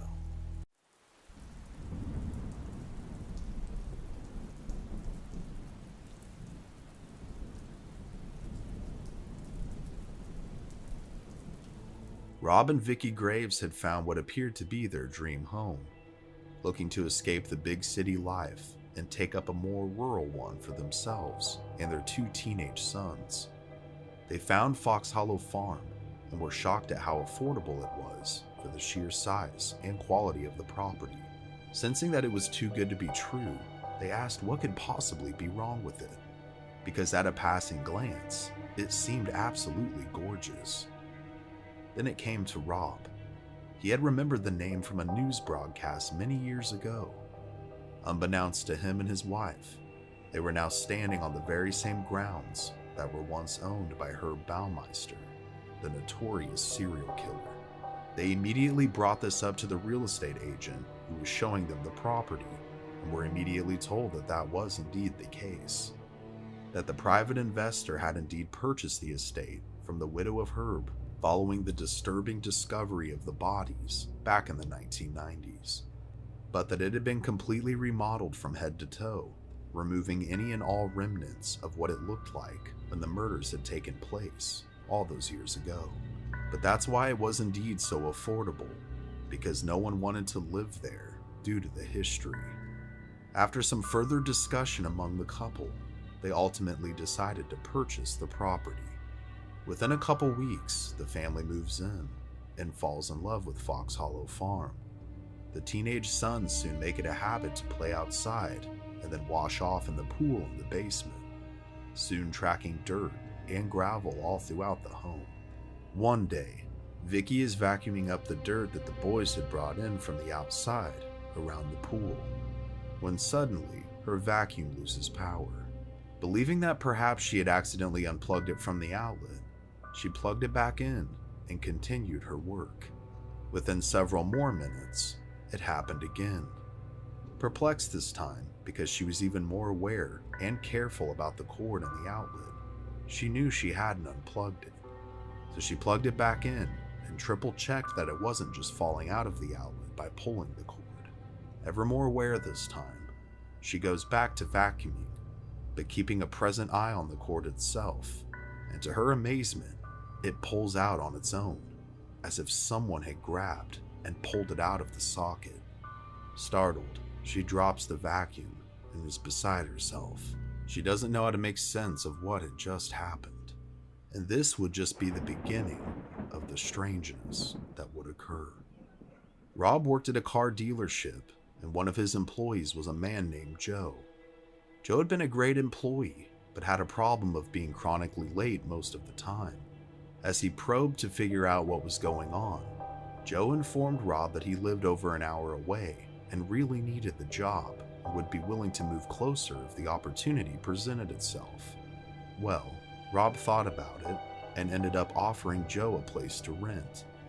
Located on Fox Hollow Farm, they had a guest house that they were considering renting out as apartments for quite some time, and this seemed like the perfect opportunity to benefit everyone involved. Joe would indeed move in just a few days later. It takes several hours, but within that time frame, they're able to get everything inside and finish the move. Exhausted, Joe decides to retire for the night with his dog, Fred. As he lays down to sleep in his newly set up bed, he then finds himself in a horrific nightmare. He's being chased throughout Fox Hollow Farm by something he can't see. The dream is so intense that it causes him to sleepwalk, which wasn't something that he was known to do. He began to run while still dreaming, and ran directly into the door frame as he tried to escape the guest house. Falling back, he knocked into a nearby glass of water, which fell and shattered, cutting his hands. The impact and cutting of his hands finally woke him up, and he was forced to sit back and ponder just what had taken place. And things would only intensify from here. Another day soon after, Rob was painting the side of their home a different color. As he and his wife remarked on how nice the finished job will be, she spots something out of the corner of her eye. She had seen a man in a red shirt staring at them. As she broke away from her husband and began to approach the figure, it started to walk away from her and quickly disappeared as if it never existed. The couple then called out and checked the perimeter, but never found anyone. They dismissed the person as nothing more than a curious trespasser. I mean, after all, they did purchase a serial killer's home. They just had to accept that curious people may sneak up just to get a look at their home. Later that night, Joe was doing the dishes in his apartment when he suddenly gets a series of knocks on his front door. Telling the person it'll just be a minute, as he dries his hands off to go and answer the door, the series of knocks begin to grow louder and more aggressive. Thinking it was extremely strange or extremely urgent concerning Vicky or Rob, he went and answered the door as it was still being knocked upon. However, as he opened the door, there was no one to be found. Automatically on guard, he peers outside. The knocking had been happening when he answered the door, so no person could have got very far while he answered mid-knock. He glanced around, and yet saw and heard nothing. He stepped outside and began to examine the roof and the nearby areas, and still there was nothing. Thoroughly weirded out at this point, he made his way back inside and bolted the door locked behind him. He started to make his way back to the kitchen to finish doing his dishes, when he spotted a man standing in his bedroom, staring at him. Upon spotting the figure, his dog begins to growl and make sounds that he's never heard him make before, staring directly in the direction of the bedroom. Already on edge, he ran into the bedroom and flicked the light on, only to discover that there was again no one there. Searching the entire apartment, he again found nothing. Trying to rationalize and clear his mind, he decided to take his dog Fred for a walk to calm down and unwind for the evening. While on his walk around the property, he thought to check on Rob and Vicky's house to see if the lights were on. This would indicate to him that perhaps they were the ones who had knocked on his door, and therefore he could rest easy and figure out what it was about the following morning. However, upon arriving at their house, he found it completely blacked out. They had already gone to bed for the night. Fred, who was always a loyal and obedient dog, always walked with him without a leash and would always follow his commands. However, tonight would be a different story. Deciding to head back to his apartment, he motioned for Fred to join him, but the dog would not budge. He suddenly began to growl and then bolted into the nearby tree line. Instinctively, Joe ran after his dog, but not before seeing what his dog was running after. Before his eyes and the very same tree line was a man in a red shirt. Although he was absolutely terrified, Joe couldn't let anything happen to his beloved dog, so he continued to run towards this man, when suddenly, whoever or whatever this was disappeared before his eyes. Although slightly behind, he would quickly catch up to Fred and now noticed him not acting aggressive at all, but rather showing his belly in submission, staring in the direction of Joe. Joe, knowing his dog, knew that something very strange had to be up with him. He suddenly felt as if someone was staring directly at him. He slowly turned around to see the apparition of a man in a red shirt with a twisted face staring back at him just several feet away. Joe, as most of us would, ran out of there as fast as he could, his loyal companion following him. The two run as fast as they can back to the apartment, where they rush inside, lock and deadbolt the door, and nervously watch out of the blinds for the rest of the night. The following morning, an even more exhausted Joe makes his way to Vicky and Rob's house to discuss the prior night's events. As he's telling both of them what happened, Vicky starts to become emotional. She too had seen the man in red just days earlier. She points to where she saw him, and lo and behold, it's the exact same spot that Joe had encountered the entity the night before. As the day progressed to night, Joe yet again found himself in his apartment, hoping to finally get some rest. But as he settled down in his bed, he was suddenly startled by knocking at his door. As he yelled out, "Who is it?" as he made his way towards the door, he didn't receive an audible answer back, just more aggressive knocking at the door. The door itself now was shaking. Facing his fear of the unknown, mid-knock, Joe throws the door open, only to meet face to face with nothing. As he frantically looks around the yard while holding the door, he notices that the door's knocking apparatus is sticking straight out, as if someone is holding it. It then drops one last time, knocking the door. Absolutely petrified, Joe slams the door and locks it.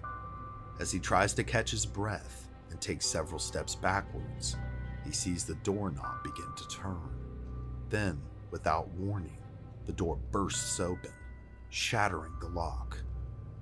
The open door yet again reveals no one. After a moment of frozen terror, Joe runs outside and into the front yard of his apartment, screaming and searching all around for just who could be doing this.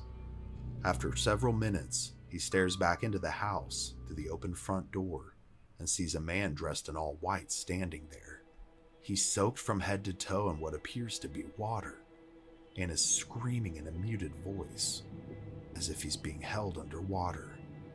He then bolts towards Joe and seemingly disappears into a mist. Frantically calling out to his dog Fred to accompany him, Joe frantically makes his way to Rob and Vicky's house on the property. He's so terrified that he's shaking now, and Rob and Vicky are just as scared. They now truly believe that they are dealing with something paranormal in nature.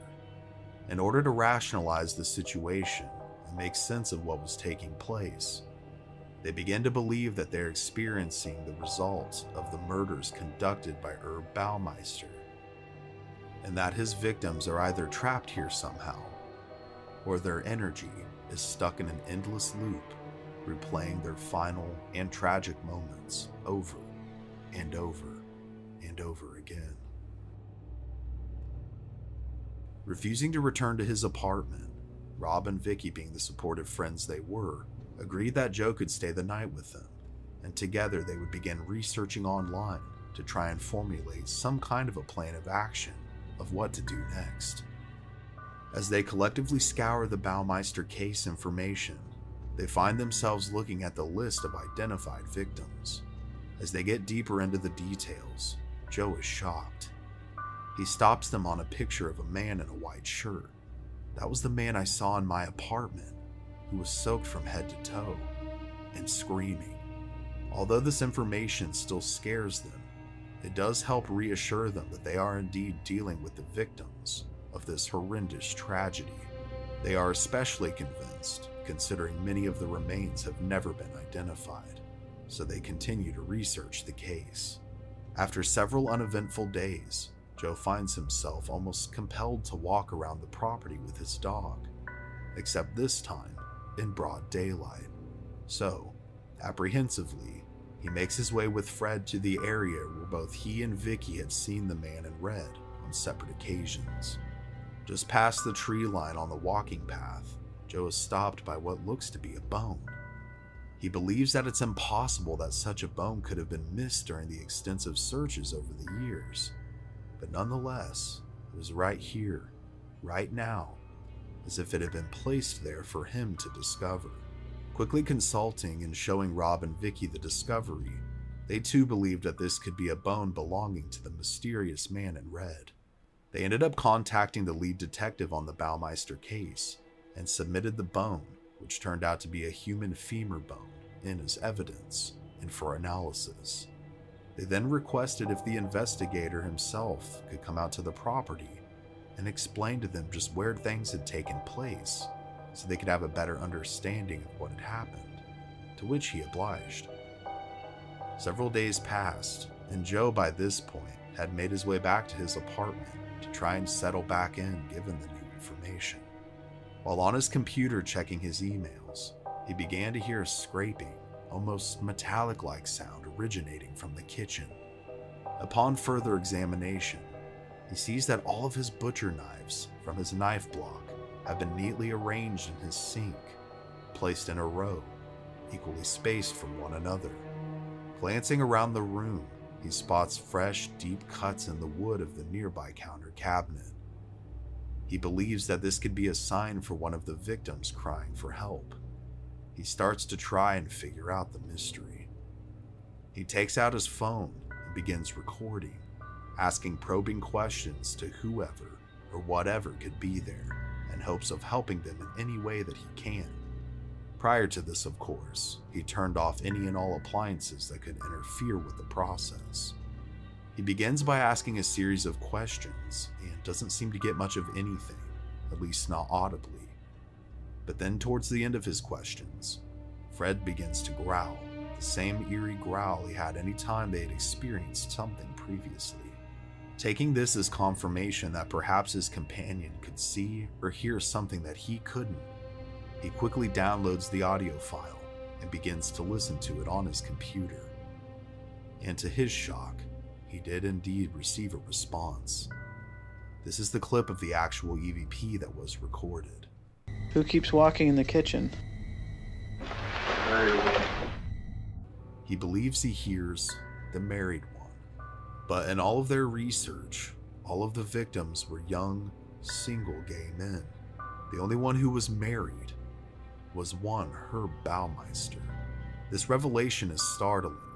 He not only believes that the victims were trapped within the grounds of Fox Hollow Farm, but that perhaps the serial killer himself could too be trapped here. What would follow would be dozens of paranormal investigations. And those investigations would lead the group to believe that they were not only dealing with the spirits of the victims haunting the grounds, but either a dark entity impersonating Baumeister or the killer himself. Several years after the events, the Graves family would end up selling Fox Hollow Farm, and it would continue to change hands over the years since then, leading to multiple new owners of the property. And although new information doesn't seem to be publicly available, it's still considered one of the most haunted places in Indiana, if not the world, given its unique and gruesome history. An independent film would go on to be made about it, called The Haunting of Fox Hollow Farm, and Robert Graves, along with another man named Richard Estep, who led many paranormal investigations at Fox Hollow Farm, would co-write a book detailing the family's creepy experiences and what they believed to be ultimately happening. So in conclusion, we know that Herb Baumeister was mentally ill ultimately, but what makes this case so strange and so compelling to me is that he was an outstanding member of his community. For the longest time, he was the smiling neighbor, the charitable businessman, the happy family man, and overall, a pillar of normalcy. But behind closed doors, his psyche, his soul, contained a darkness that most of us will never be able to comprehend, yet alone unravel and understand. So could the murderous deeds of a twisted individual trap souls on a property and perhaps open some kind of a portal? Could the unleashing of such energy like what is expressed in a violent death contribute to something like this? If it wasn't what's known as an intelligent haunting, where the spirits are aware of what has happened to them and are indeed trapped there, which very well could still be the case, then perhaps it could be a residual haunting, where the events are of such magnitude and strength that they play on a loop for all time, but the souls who were involved have long since moved on. These are questions that we may never have answers to, but all things that we should ponder. But one thing is for certain: the malicious calculation of Herb Baumeister and the horrendous things that he did to the suspected 25 victims at Fox Hollow Farms should never be forgotten. They are indeed still identifying and using updated technology to identify remains that are still being found on the grounds. This has happened as recent as November of 2022. So if you happen to be a family member of someone that you suspect could be connected to this case, just know that my heart truly does go out to you. And please, contact the Hamilton County Coroner's Office at 317-770-4415. Besides remembering what happened, I also urge you to please respect the victims and their families, as well as the family of Herb Baumeister, if you should ever have anything to do with them. Throughout history, it has been speculated that many have been plagued by an ancient demonic force. From Mesopotamia to more modern times, this evil and terrifying entity has said to enter our world and wreak havoc upon those who dwell within it. When a seemingly normal family disregards the warnings and partakes in multiple Ouija board sessions, what happened next nearly destroyed them. This is the untold story of the demonic Zozo house of Oklahoma. and the abhorrent creature that stalks its walls.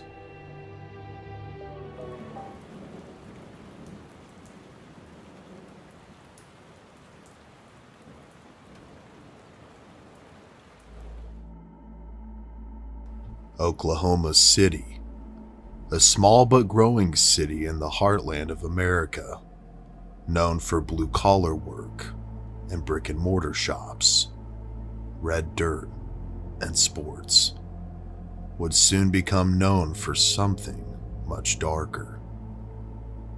A teenager by the name of Darren Evans was growing up here, a normal boy by all accounts, doing things that any teenagers would enjoy, hanging out with friends, shenanigans here and there, and dating girls. He began dating a girl named Brandy who attended school with him, and the two often found themselves visiting each other as often as they could, whether that was walking to and from school, in between classes, or visiting each other's homes. One day, while Brandy's home was having some plumbing work done on some pipes located underneath the house, the plumber doing the work would soon make a strange discovery. Located below the foundation of the home, covered in dirt, was an old Ouija board. The front letters were partially buried, and the back of the board was solid black in color. Off to the side of where the board was found was an aged planchette. What made this finding even more bizarre was that 4 old jars sat on the corners of the board, speckled with dirt as well. Thinking perhaps the kids had stashed the board away and forgot about it, the worker told the young couple after his work was done about what he had found. And it's from here that things seemingly take a darker turn. Upon examining the discovery, they began to brush the dirt away from the jars. They were then shocked by what they found. Inside each one of the jars, sitting on the 4 corners of the board, were the decaying bodies of blackbirds, congealed blood and matter still present.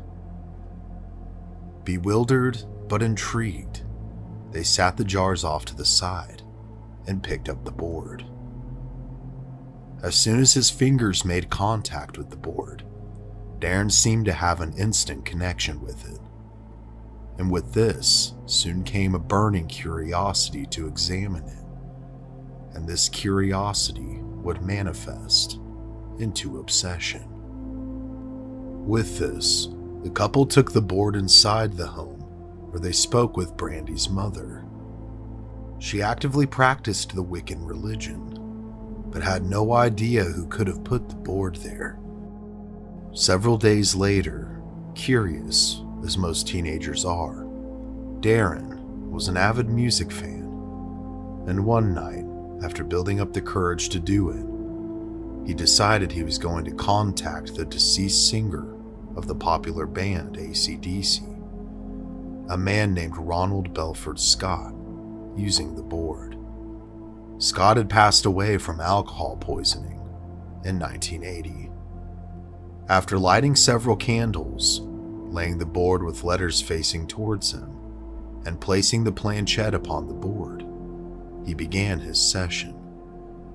At first, nothing seemed to happen, but Darren was still feeling this otherworldly connection to something within the board itself. After trying for half an hour, to his shock and amazement, the planchette began to move. Slowly at first, it then frantically began to move by itself, moving from Z to O, Z to O, over and over and over again, spelling out the name Zozo. Shocked and unsure of what or who he had contacted, Darren said goodbye in an attempt to end the session. Before his eyes, he saw the planchette spell out, "See you in hell." and then it threw itself across the room. A now terrified and bewildered Darren ran out of his room and tried to make sense of what had just taken place. But this was just the beginning of what was to come. It started with horrible night terrors. He would wake up unable to move or speak and would hear whispering in his ears. These episodes at night were soon followed by banging and knocking throughout his house during the daytime, as well as a constant feeling as if he was being watched by something he couldn't see. But despite the presence he was feeling, Darren now sought answers to his ever-growing list of questions, just what exactly he had uncovered. So, he continued to hold sessions with the board, for better or for worse. Darren would later quote this: "The sessions now were as intense and paranormal as anything I've ever witnessed. A deep and terrible moaning could be heard emanating through the walls after these sessions. I developed sleep paralysis and became reclusive to society in general. I was once again messing with Zozo and Ouija boards, despite the terrors of my earlier sessions, in which I had promised myself I would never do it again. But again and again, I did." When not in use, the board was kept in a purple silk cloth and stored in his bedroom closet. It would also often go missing, sometimes for days on end. When checking back where he had placed it in order to set up and initiate a new session, the board would seemingly vanish, only to reappear at random times, as if it was the one calling the shots of when it could be seen and used. The years came and went, and the sessions on the mystical Ouija board continued. Darren, by this time, started inviting his friends to partake in the sessions, and although their sessions with him would prove he's not insane, it's of little consolation considering the tragedy they would seemingly manifest later on. Darren's best friend was a man by the name of Randy. The two had bonded over their love for the band AC/DC in high school and had been inseparable ever since. Randy's idol also being the late Bon Scott, whose lifestyle seemingly imprinted upon the youthful teens once upon a time, and perhaps would ultimately lead to the downfall of one of them. By now, Darren was living in his own apartment and working construction.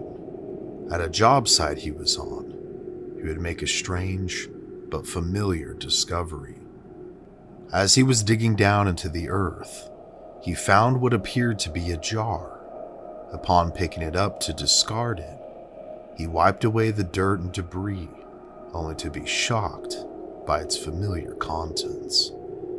Lo and behold, within the jar was a congealed and rotting blackbird, extremely similar, if not identical, to the ones initially found alongside the Ouija board underneath his high school girlfriend's home all those years ago. It was particularly weird, not just because of this, but the fact that he had found it, digging down deep into the earth. He wondered, what were the odds of this? And although he had no way of knowing for sure, his gut began to tell him that there was some kind of witchcraft or occult expertise at play here. Perhaps someone or a group of people were knowingly contacting this entity known as Zozo, but for what remained to be known. One evening in 1985, Darren and Randy were relaxing at Darren's apartment when they decided to host a session on the Ouija board. Randy, more than anything, wanted to try and make contact with his late idol, Bon Scott. While wearing a Highway to Hell AC/DC shirt, Randy's intent was clear. The two dimmed the lights, lit a couple of candles, and began the session upon the board. They made contact within a few minutes. Once the planchette was moving, Randy exclaimed, "We want to talk to Bon Scott of AC/DC." With this sentence, the planchette seemingly obliged. It moved in circles, eventually spelling out AYEMATE. The two looked at each other in amazement. The entity was using Australian dialects. And for anyone who doesn't know, Bon Scott was Australian. After several more questions, both of the young men were convinced they were speaking with their idol. The spirit seemed to know every little detail to any question they asked. And during the session, the entity then made a strange request from the men. It asked them to light a cigarette and place it in the hole in the planchette. What proceeded to make both of them laugh also made them quite spooked as well. So they lit a couple cigarettes, one for each of them, and one for this entity. They took a few drags to keep it lit, and then placed it cherry side up in the planchette hole. The planchette then spelled out thanks. They then watched in utter amazement as the cherry of the cigarette lit up, as if Bon himself was taking puffs off of it. But this amusement was short-lived. Once the cigarette had seemingly been smoked, the planchette began to spell something very different.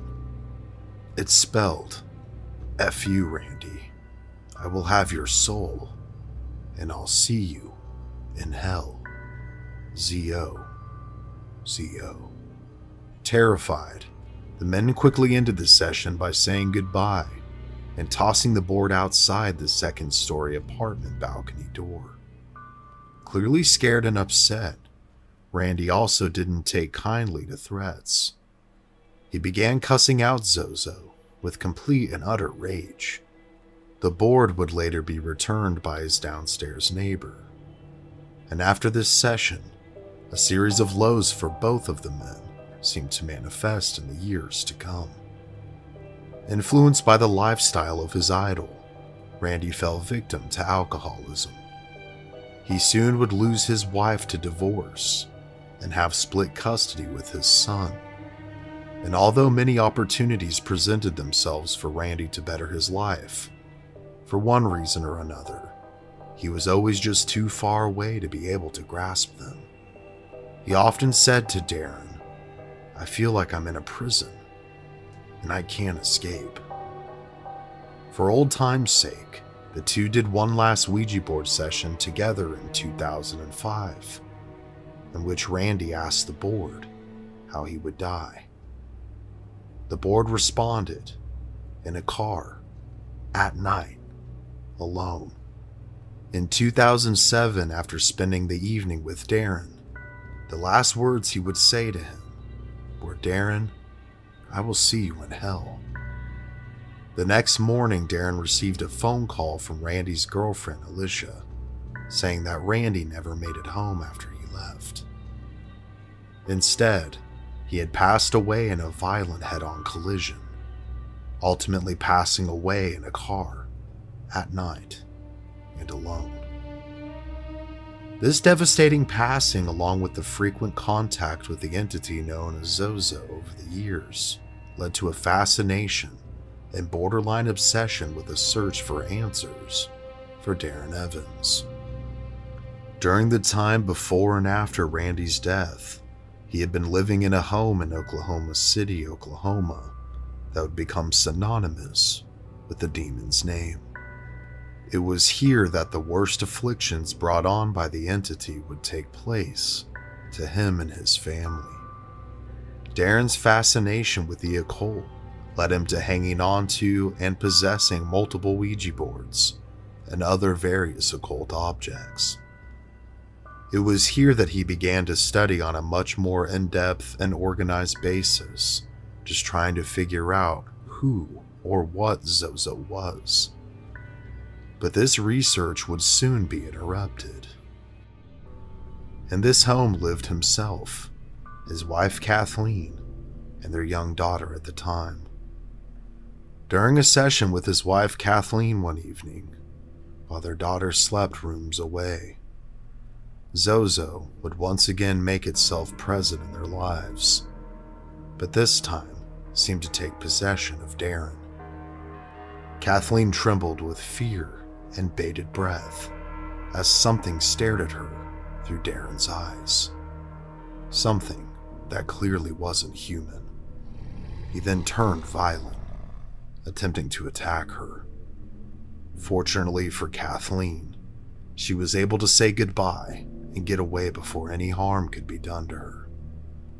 Several minutes later, Darren would come back to himself, with no memory of what had taken place. After this session, things seemed to escalate in intensity. Sounds began to wrap throughout the entire home, from knocking to hissing, footsteps, and banging, all seemingly with no explainable origin. The family got so terrified that they sectioned off a particular bedroom upstairs, calling it their safe room. One night, however, not everyone was within the safe room. Suddenly, an overwhelming sense of terror creeped upon Darren as he was trying to sleep. He rushed to the safe room to attempt to stop what he was feeling, but quickly realizing he couldn't leave his family behind, he rushed back out of the room in an attempt to gather them and bring them to safety as well. As he was heading towards the stairs, his daughter had heard his cries and was now at the foot of the stairs. It was here that Darren saw her being lifted by invisible hands into the air and carried away from him. Screaming for his child as she screamed for her father, Darren ran down the stairs as fast as he possibly could, but couldn't see her anywhere in sight. He then heard her muffled screams coming from the basement. At first, the door was locked and wouldn't open, but after adrenaline and brute force, Darren thankfully was able to open it. He then retrieved his hysterical child and brought her to the safety of the safe room. Once inside the room, the family huddled together in fear as they continued to hear movement and noises all throughout the house. After this abhorrent nightmare of a situation, the family knew they had to get out of the house. This situation and the many other paranormal experiences had led to a lifelong fascination for Darren Evans with the occult and finding out just exactly what Zozo is. But was it worth jeopardizing his family's safety? It took some time, but the family would soon relocate to another home. And once his family was safe, Darren was able to continue his deep dive into the unknown to try and track down and decipher just what this entity could be and where it came from. And although he knew the topic was vast, I think it went far deeper than he ever anticipated.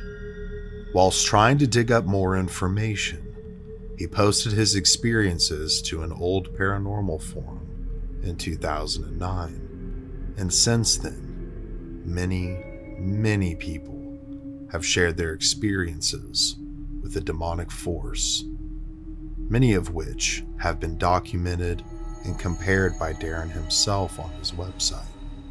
But these experiences are not just a 21st or even 20th century phenomenon. They date back far older than that. Not every fine detail will be mentioned here, but I will do my best to list the most important details that I could find in regards to the origin of Zozo, according to Darren and other online sources. Zozo, in the Old Basque language, means blackbird or crow.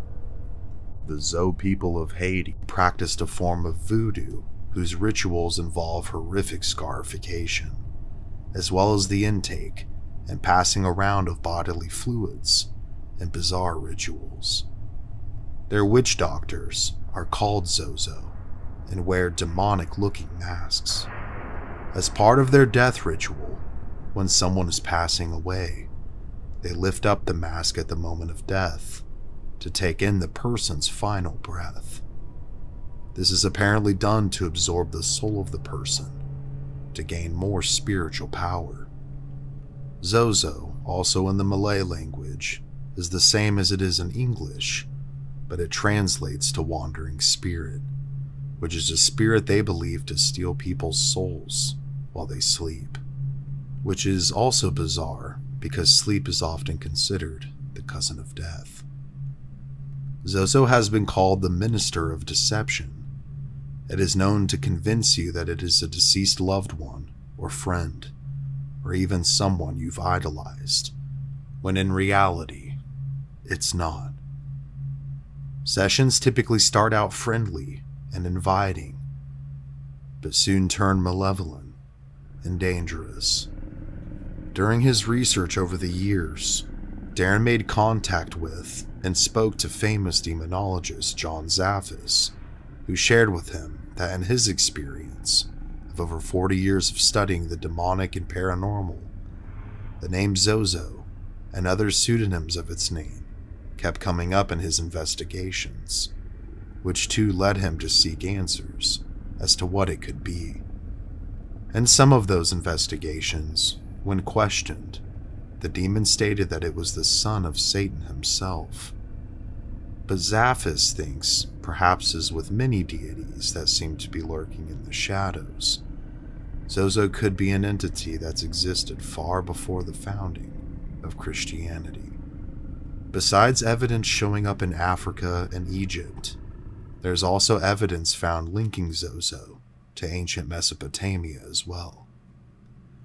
Other names Zozo has gone by throughout the ages have been Zuzu, Zaza, and Mama, among many others. The name Zuzu could refer to Pazuzu, the famed demon from the film The Exorcist, which in reality was a demonic entity from ancient Mesopotamian religion. It's incredibly strange to note the following as well. Zozo was replaced in the story of the exorcism of Roland Doe when Peter Blatty was using it as inspiration to write The Exorcist. He changed Zozo to Pazuzu. Zozo is believed to be the demon that possessed Roland.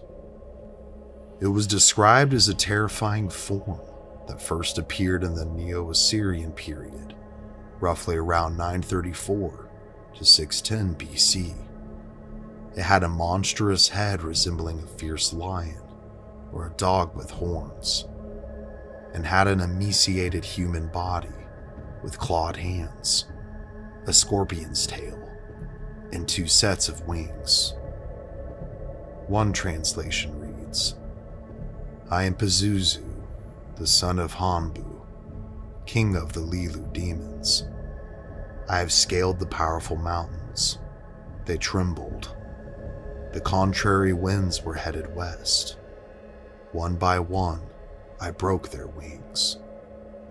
Pazuzu and other demons like it were held responsible for ailments like disease, fetal death, nightmares, and much more. Could it be that this ancient demonic force is what could be plaguing people all the way into modern times? The demon Zozo is also mentioned in the French demonic encyclopedia as one of the demons responsible for diabolical possession and corruption.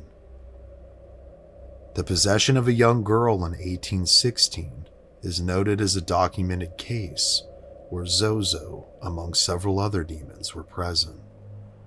Other noteworthy possession cases over the ages, ranging closer to modern times, that bear Zozo's name, other than the exorcism of Roland Doe in the 1950s, are the possession of Doris Blither in 1972 in Los Angeles, the Enfield poltergeist incident in 1977 in the UK, and as recent as 2012, where a possession incident led to an attempted murder. Other theories with how this entity could communicate with so many people so quickly and across the globe over the years, besides supernatural ability of its own, would be that its own reach is perhaps being strengthened by an egregore, or a collective group of thought form created by occultists for a certain purpose. However, this seems unlikely considering the entity doesn't seem to serve any human interest, other than to destroy the person or people's lives it makes contact with. Egregores are typically formed to bring control over a summoned deity for the person or group's bidding. But perhaps instead there is a cult worshipping Zozo. I mean, that would make more sense to me. People who have made contact with the entity via a spirit or Ouija board have also been asked to chant or spell out phrases in Hebrew or Latin, which has convinced many of the intelligence of the being that they are speaking with. What is also interesting is that the letter Z was actually removed from the original Latin alphabet because it was considered too evil when pronouncing it.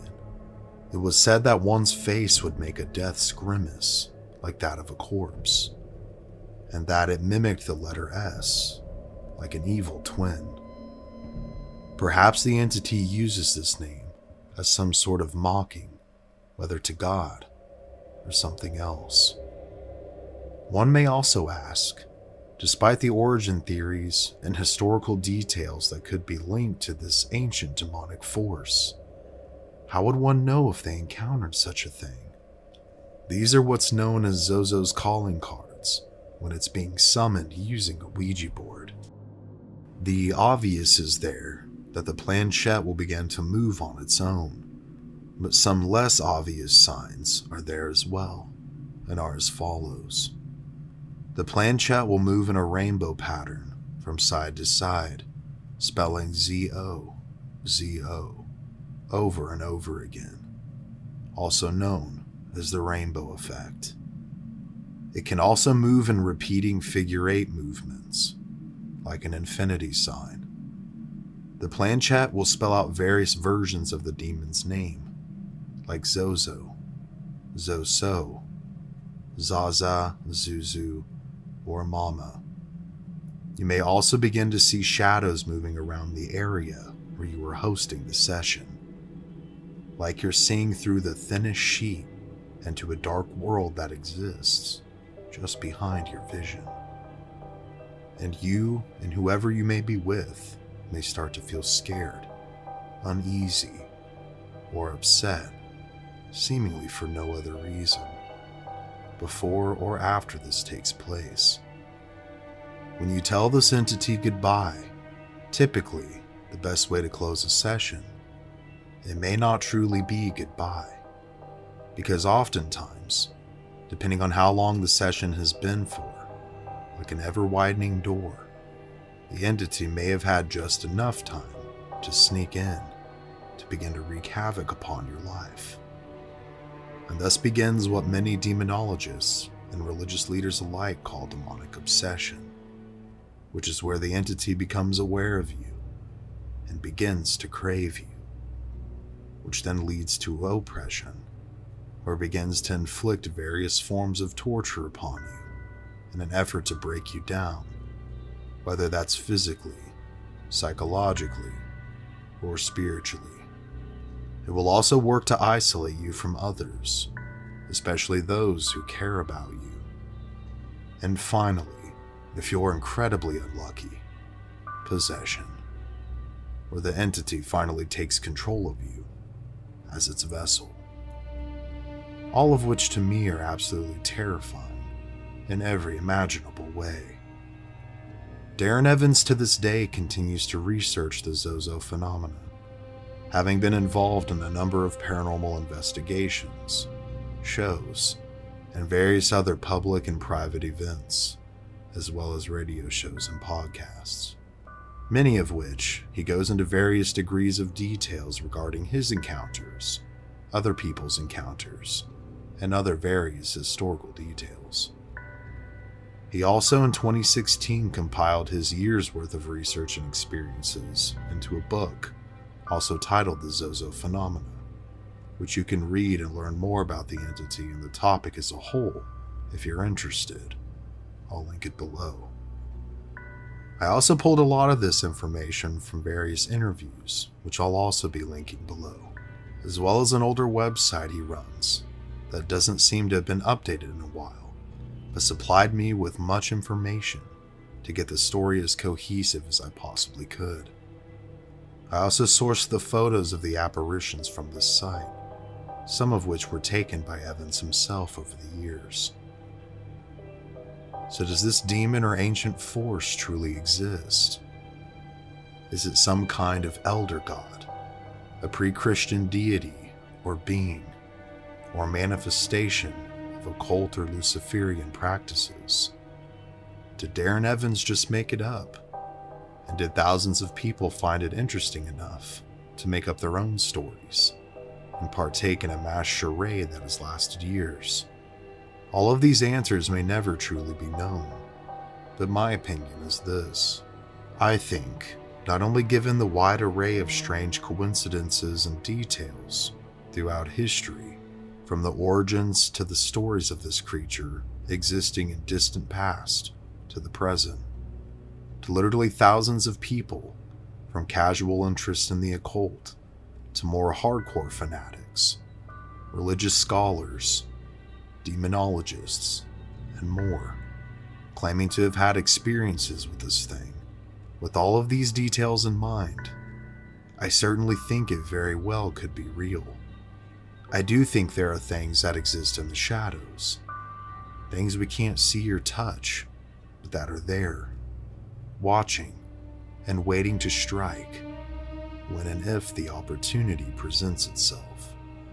So my advice to all of you, to avoid any possibility of opening a door that you can't close and inviting evil into your life, is this: don't mess with Ouija boards.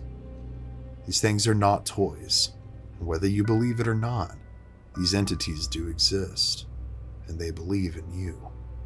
So keep away from them, because you might just let something in that won't want to leave, even if you say goodbye.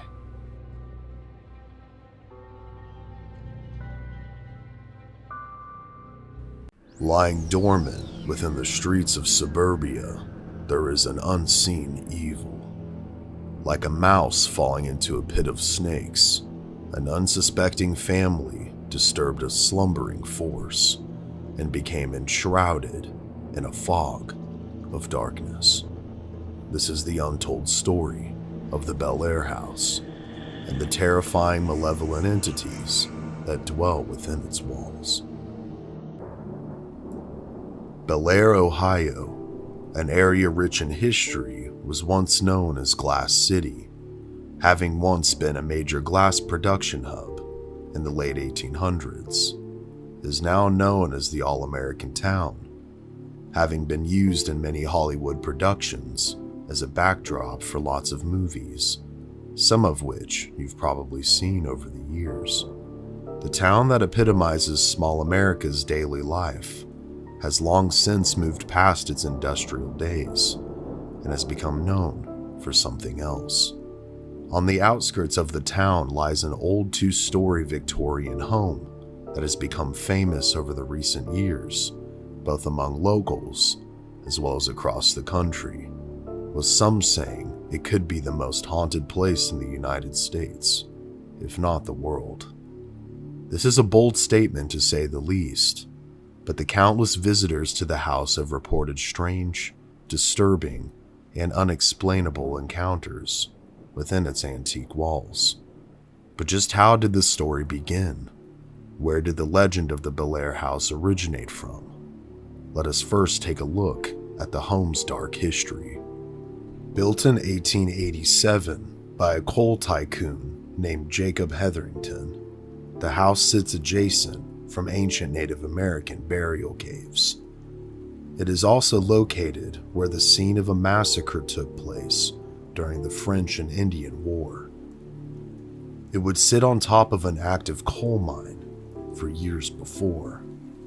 There was a major explosion that took place within the mine, killing multiple men working deep within the earth, directly underneath the house.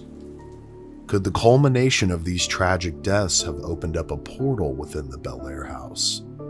A portal that allowed something to come through that wasn't supposed to be here. Shortly after this explosion is when the strange activity began. Jacob's son Alex moved into the home with his daughter Lyde, but was soon stricken with seizures and hallucinations. He would ultimately be committed to an insane asylum for the rest of his life, claiming that demons were trying to kill him. As time progressed, Lyde would take charge of the family business, being helped by her younger brother Edwin. Lyde would tragically and unexpectedly pass away one morning in the kitchen of the home. Edwin, now alone and grief-stricken, descended into mysticism and the occult in search of answers. He began to regularly host seances in the kitchen where his sister had passed away, to attempt to make contact with her on the other side, and it is believed that contact was indeed made, but with who or what is uncertain. In 2005, Kristen Lee and her family are desperate for a new home. Like a curse, for the second time in less than 2 years, a flash flood has destroyed their home and all of their possessions. Kristen, her 2 sons, Nicholas and Lane, along with their father, Hefe, have been fortunate enough to room with friends during this difficult time. Kristen has continued to try and get the family back on their feet and no longer wants to burden her friends with the boarding of her family. So she constantly checks the real estate listings, hoping to find a home that her and her family can finally settle down into. Given the circumstances, the family didn't have a big budget and would have to rebuild their lives from scratch. But soon, her determination seems to pay off. While at work, Kristen often browses real estate websites for new listings as well as foreclosures, and a new listing soon catches her eye.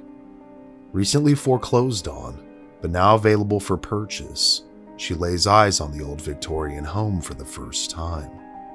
Its 4 bedrooms and 2 bathrooms setup, along with plenty of room, would be perfect for her family.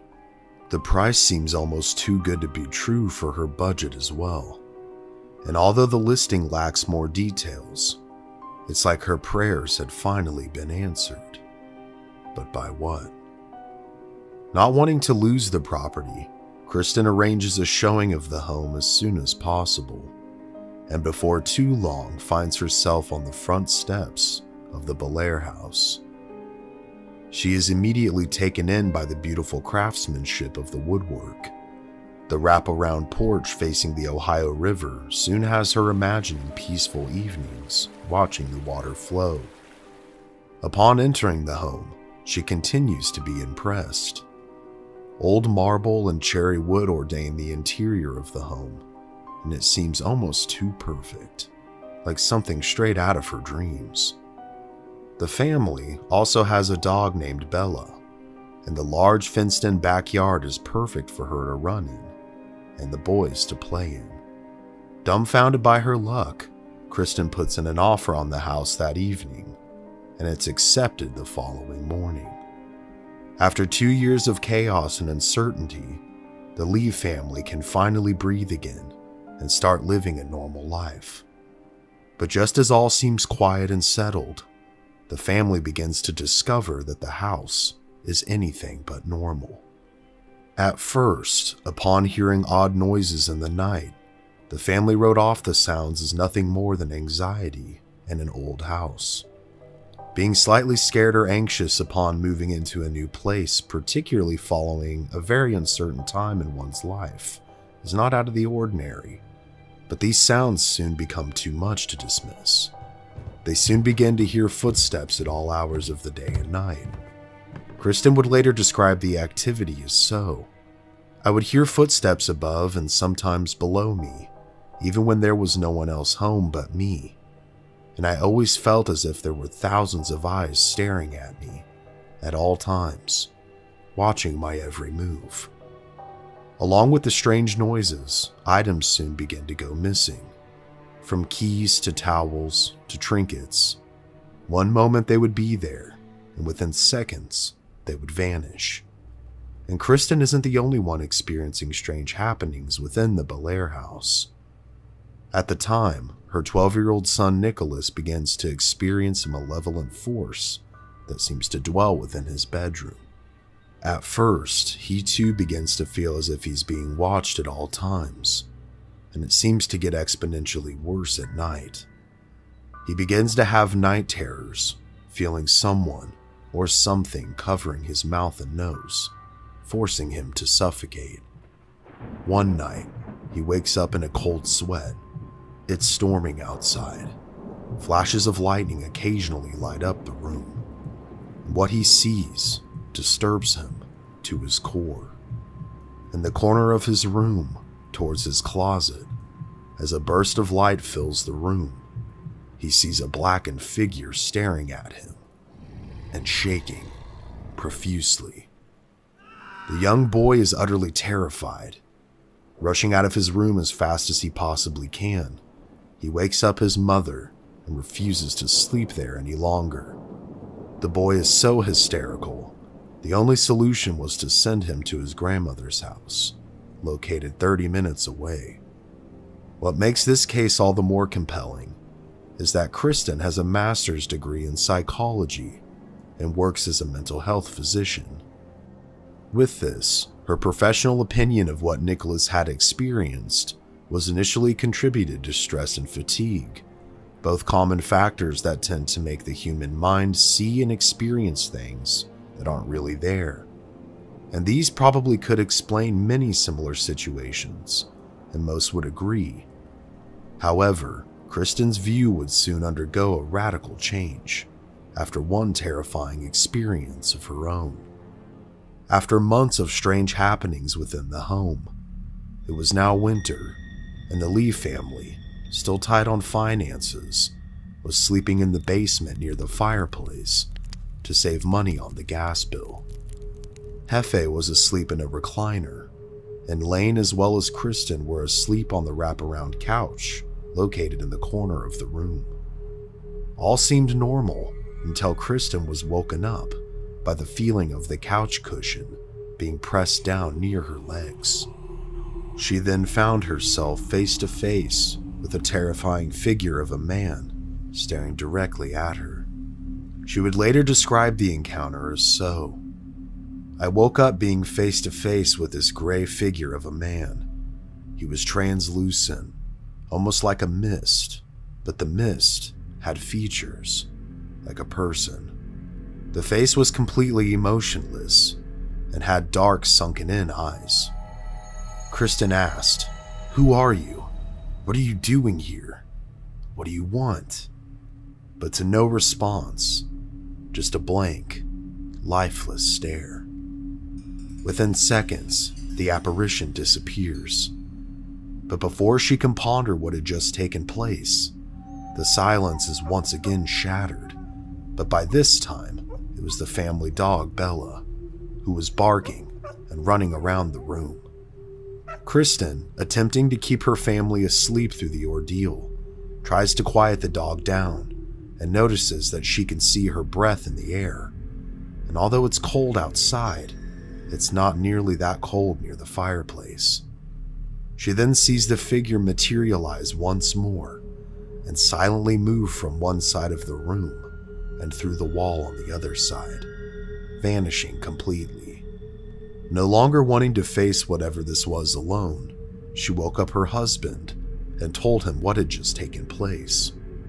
His response, however, was that she was too tired and needed to go back to sleep. Could what Kristen had experienced been a stress or fatigue-induced hallucination? Perhaps, but someone with a professional background such as herself surely would know how to differentiate, wouldn't you think? Finally knowing she's not crazy, and totally convinced that the home was haunted, Kristen begins to try and make plans to get her family out of the Bellaire house and to safety elsewhere. As soon as she can, she puts the home up for sale and moves the family to a nearby rental home. Although she's relieved to no longer physically be in the house, no one is buying it. To try and cover expenses, she has no other choice other than to make the house a rental property. But almost as soon as the first family moves in, they move out. And this kickstarts a revolving door of tenants. Seemingly stuck with the house, Kristen comes to the conclusion that no family will or should live there. So what should be done with a haunted property? Needing to make ends meet, she comes up with a unique idea. She turns the home into an afterlife research property. This would allow various groups to come in and conduct their own research on just what exactly was taking place within the Bellaire house.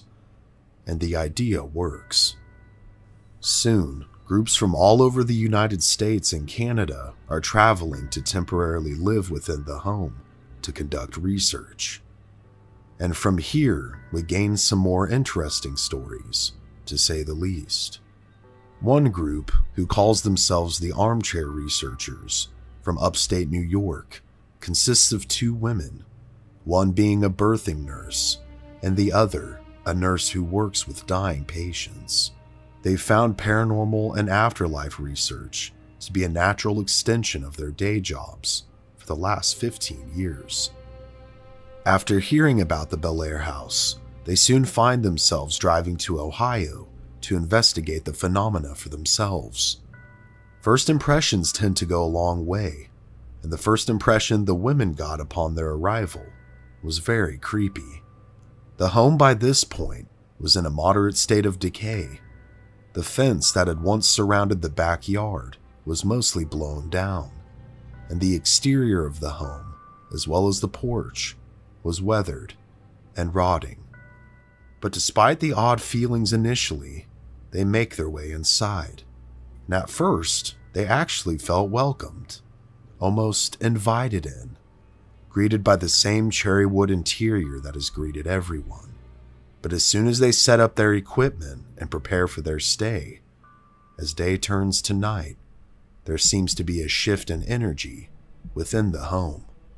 The shift went from warm and inviting to dark and ominous. Then began the noises: banging, footsteps, and the moving of furniture. The ladies also noted the feeling of being watched everywhere they went.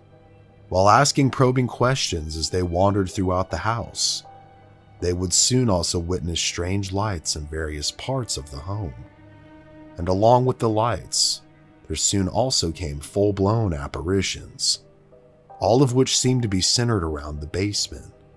And as the night progressed, so did their feelings of anxiety. While taking a short break and sitting down on one of the couches in the basement, the two heard what they described as a large crashing noise above them, as if someone or something had thrown a bookshelf across the house itself, shaking the entire home. Absolutely terrified and panicked, the women apprehensively made their way up the stairs and rushed out of the home as fast as they possibly could, leaving behind equipment and personal items. They were too frightened to go back. Upon learning of what had taken place, Kristen wasn't at all surprised. Over the years, there had been dozens of teams of people who couldn't seem to last the night for one experience or another. People have been scratched, pushed downstairs, punched, bitten, and even in one instance, thrown across the room by a violent and unseen force. Another noteworthy story comes from a team located locally there in Ohio. They have had the opportunity to visit the home and conduct investigations numerous times over the years. But their experience in particular one night truly makes me question just what exactly haunts the Bellaire house. There was 3 of them this time, and it was shortly after midnight when they made their way into the attic to continue their investigation. During their questioning, they seemed to be getting direct interaction with something through their spirit box. Then, towards the corner of the attic, a mist seemed to materialize, coming up from the attic floor, slowly enveloping the group. Glancing down, they were now too stunned to speak. They saw what appeared to be thousands of black snake-like creatures slithering over their feet and onto their legs. The creatures then began to form a figure standing in front of one of the attic windows, a creature of pure darkness that seemed to stare at them with thousands of tiny, beady eyes. The crew, which consisted of 2 men and a woman, ran for their lives, descending the attic stairs as quickly as possible, leaving behind anything and everything that they had brought with them that wasn't located on their person and out of the home for good. All of these stories and experiences have led many to believe that the Bellaire house is some kind of magnet for paranormal activity, a magnet or a host to a portal for spirits, whether that portal was opened by the tragedy that took place within the mind that once existed below its foundation, or one that was opened due to seances being conducted within the house on multiple occasions. But over the years, many different entities have been documented, from what appear to be human ghosts to perhaps something more sinister. One such entity goes by the name of Emily Davis. It is believed that Emily Davis was a child that drowned in the Ohio River that flows right by the home. Her room is allegedly the same room that Kristen's son Nicholas once stayed in. And besides the basement, it also seems to be a hotspot for paranormal activity. Through various investigations, once contact has been made and trust seems to be gained, people are often attacked, which have led many to believe that Emily isn't a child at all, but a demon. Perhaps it could be the same demonic creature that frightened Nicholas so bad that he moved out of the home, as previously mentioned. Many investigators also have claimed to have some activity follow them home, and even haunt their dreams, as if the house or the beings within the house are calling out to them to come back for one reason or another. Although many questions may never be answered surrounding the Bellaire house, one thing is for certain. It continues to be considered one of the most haunted places in America, if not the world. It also continues to serve as a place of study for those wanting to investigate the supernatural forces that dwell within its walls. But if you find yourself being drawn to the old Victorian, just know that if you're not careful, you too could find yourself being made a part of its history, whether you like it or not. Over the years, I've covered a wide array of mysteries, from the Mothman to UFOs, conspiracies to cold cases. And one topic that seemed to resonate more with all of you, and one that I've always found fascinating, is hauntings. Whether that's haunted places, haunted people, or experiences that people have had that they would consider paranormal in nature. So today, I'm trying something new.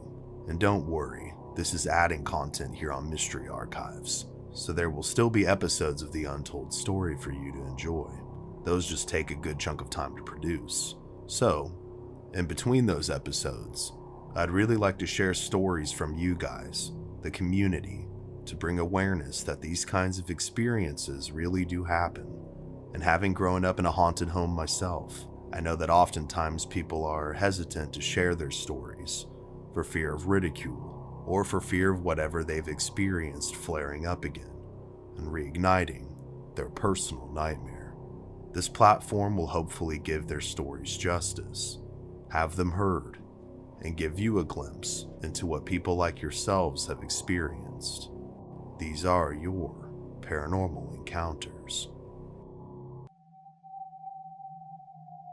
When a young family encounters the devil in the flesh, told from the perspective of a young girl This terrifying tale will have you questioning just what could be happening across the street from you, next door, or even in your very own home. I was almost 7 when these events took place, and I'll be 40 later this year. I lived in the Glendale Apartments in Rock Hill, South Carolina. My baby brother at the time wasn't quite even a year old. Now, my mom was young when she had me at 17, and my stepdad Keith was exactly 2 months to the day older than her. My mom has been gone for 14 years now, but I still remember this day like it was yesterday. We had left to get dinner that night, and by the time we had gotten back, Keith was passed out in the front seat of his little hatchback Mustang in the parking lot. This was the first of 2 that would find themselves wrapped around trees in my town. Keith was suffering from what would later be diagnosed as schizophrenia with bipolar tendencies, and had seemingly been self-medicating to alleviate his symptoms. Since he was asleep, my mom urged me not to wake him, as I helped her get my infant brother at the time out of the car and into our apartment. As we began to wind down for the evening, our phone began to ring, shattering the calm peace that was our lives. It was Keith's mom, Mary. She lived on the other side of the complex, which mostly housed old people and people with disabilities. She sounded panicked, screaming that something was happening in her apartment and that she needed help immediately. My mom rushed to go wake Keith up out in the parking lot, but upon running up to the car, he was nowhere to be found. She rushed back into our apartment, saying that she couldn't find Keith, when he suddenly appeared in the hallway, and neither of us had seen him come into the apartment. He seemed completely out of it and was terrified, saying that something was taking him over and that he couldn't control himself. I saw his eyes. They were black. My mother didn't have time to deal with or process his antics and gathered us to walk to his mother's apartment in the meantime. As we rushed over there as fast as we could, I remember getting a skin-crawling feeling every time Keith looked at me, like it was something completely foreign to this world, peering into my soul. We arrived and were quickly let into Mary's apartment. Her lights were flickering, and her pictures were swaying back and forth on the walls. A heavy presence could be felt by all of us. Mary was deeply religious and couldn't understand just what was taking place, but she believed it to be evil. Keith was now standing in the living room and began to sway back and forth as the activity seemed to intensify. As my mother approached him to ask what he was doing, he began to laugh. This was the deepest, most maniacal laugh I have ever heard, and I still get chills thinking about it. This voice was not his own. My mother quickly backed up, unsure of what to do, and he then began to point at me, saying, "I'm going to sacrifice that child tonight." His eyes were now blood red. Mary, by this time, had grabbed some of her belongings from her room and happened to have some blessed oil along with her Bible. She threw the oil on Keith's face, and it began to boil. The sound of sizzling and screaming was horrific. My mother's love for Keith quickly overpowered her fear, and she pulled him into the bathroom to examine his face. She was freaking out, to say the least, partially because of how unbelievable the circumstances were and just how badly he was burnt on his face. His eyes at this point were rolled into the back of his head. Then suddenly, without warning, he rushed my mom and pinned her against the wall. His younger sister Nikki and his mother quickly rushed in to help free her, with Mary dumping more oil on him. Each time, his skin literally sizzled where it landed. This fortunately worked. Keith now laid catatonic on the bathroom floor, so altogether, us girls moved him into a nearby bedroom and restrained him to the bed using anything we could find, for our own safety. Shortly after we did this, his mother called the nearby oratory and asked for a priest to assist us immediately. Nikki, who was a teenager at the time, was trying to comfort me, telling me that Keith was just really sick and not to be scared. She encouraged me to try and get some sleep, and I, of course, couldn't and wouldn't. I didn't dare close my eyes for fear of that thing hurting my mom. In this room with Keith was a picture of Jesus kneeling on top of a mountain. I heard Keith laughing in that otherworldly voice. He called out to me. He said, "You know, little girl, I used to be an angel with the most beautiful wings, until that bastard was born. Then I was cast from atop that mountain and banished." I asked, "Who are you? The devil?" He perked up, looked me dead in my eyes, and said, "I am Lucifer, the light bringer, here in the flesh. I'm not only taking Keith with me, but all of you as well. Now, untie me." I ran hysterically to my mother, who was having a cigarette to calm her nerves. She ran into the room to comfort him. When he said, "Do you want to see proof?" and against her will, my mother then extinguished the cigarette into his arm, with Keith exclaiming, "It feels so good. You'll have to adjust to the searing flames, but in due time, you too will call it home." She then rushed out of the room and closed the door. We waited with bated breath for the priest to arrive, when shortly after 3 a.m., there was a knock on the door. Thank God, it was him. For the next several hours, they attempted to cast this thing out of Keith. Probably for the best, they kept me in the living room, away from the demonic terror that was inhabiting his body. But my God, the smells that wafted throughout the complex, like putrid meat and sulfur. I soon also heard moaning and growling from dogs that didn't exist. There was a strange fog that had enveloped the apartment itself, and a strange flickering light that now emanated from the room where the exorcism was taking place. I began to close my eyes and pray to God harder than I had ever prayed before, wanting and wishing for all of it to end. When suddenly, it did. Keith had seemingly been freed of these spiritual shackles, and although I was terrified, I was more than wanting to finally get some sleep. So after the priest departed and all seemed fine, we slowly made our way back home through the damp, misty morning that was now upon us. Upon arriving home and heading inside, we all began to make our way to our bedrooms to try and sleep.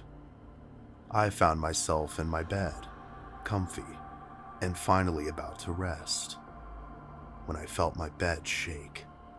I quickly opened my eyes to find my bed off the floor, and my bedpost balls screwed off, each one in the corner of each post, floating there.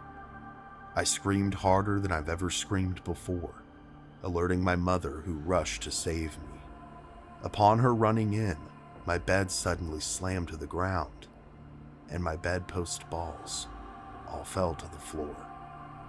The events of that night and the following morning can never be forgotten by me and my family. For the next year and a half, we dealt with similar smells wafting throughout our apartment, unseen snarls and growls, and a feeling of anxiety, as if our every move was being watched. But thank God, it all eventually faded. I had since asked Keith how he came to be in that state, but I could never really get a clear answer. He often drank moonshine and was in a bad state mentally and spiritually at the time. Perhaps this weakened him enough to let something in, somehow. I've since moved on from that place, but heard something very interesting that I'd also like to share in regards to it. This was the apartment we lived in, and a young boy mysteriously passed away within it not too long ago. The details of the case are hard to find, but I believe he was about as old as I was when everything had taken place to us. There has also been multiple shootings, stabbings, and murders that have taken place near and in the complex itself. It seems like whatever possessed Keith and stalked us maybe never truly left. I'm glad to share my story with all of you, and I just want you to know that these things are very real. The paranormal is real. And please, do not meddle with it, because you just don't know what you could be inviting in. This energy, this evil, wanted my soul, and it seems like it may have taken multiple lives in pursuit of whatever nefarious things it wanted. Leia. I would like to thank Leia for submitting this chilling story of an exorcism that took place to her stepfather when she was a child. The entire situation must have been terrifying to endure, to say the least, and I commend her for being willing to share this with us and warn others that these things are very real indeed.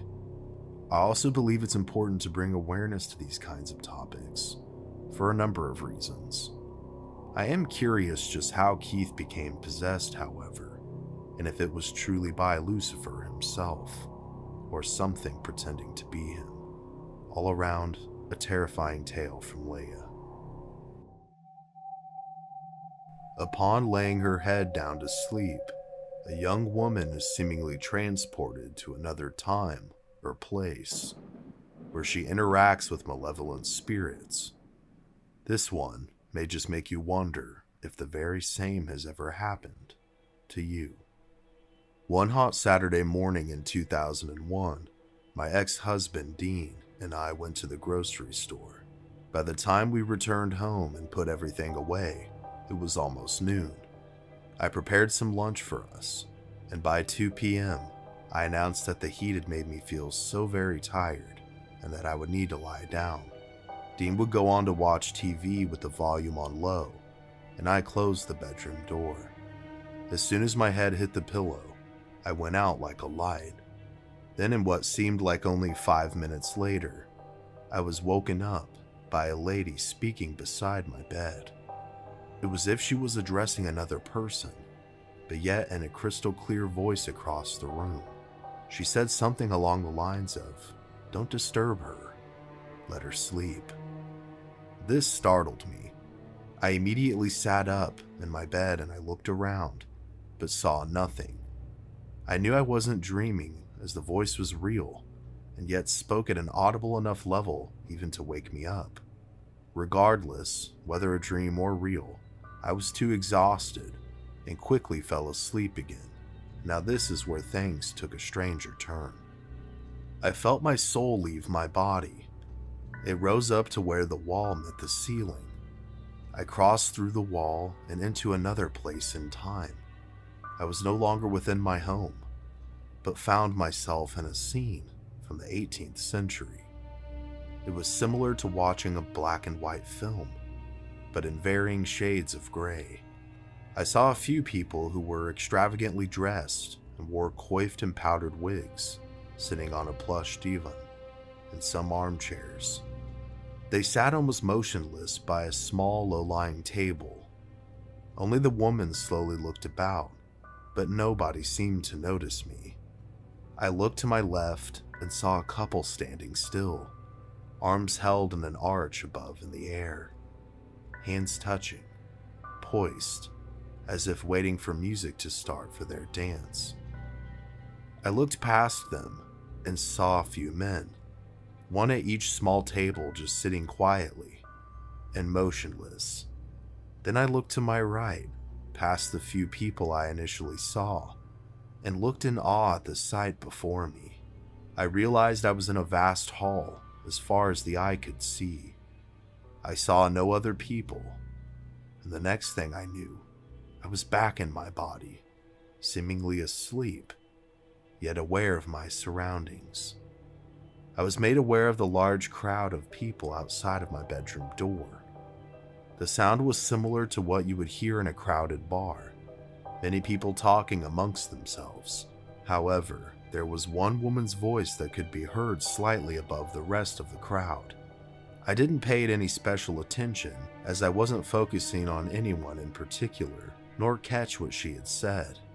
And what was only a moment later, that same voice was louder and closer this time, just on the other side of my bedroom door.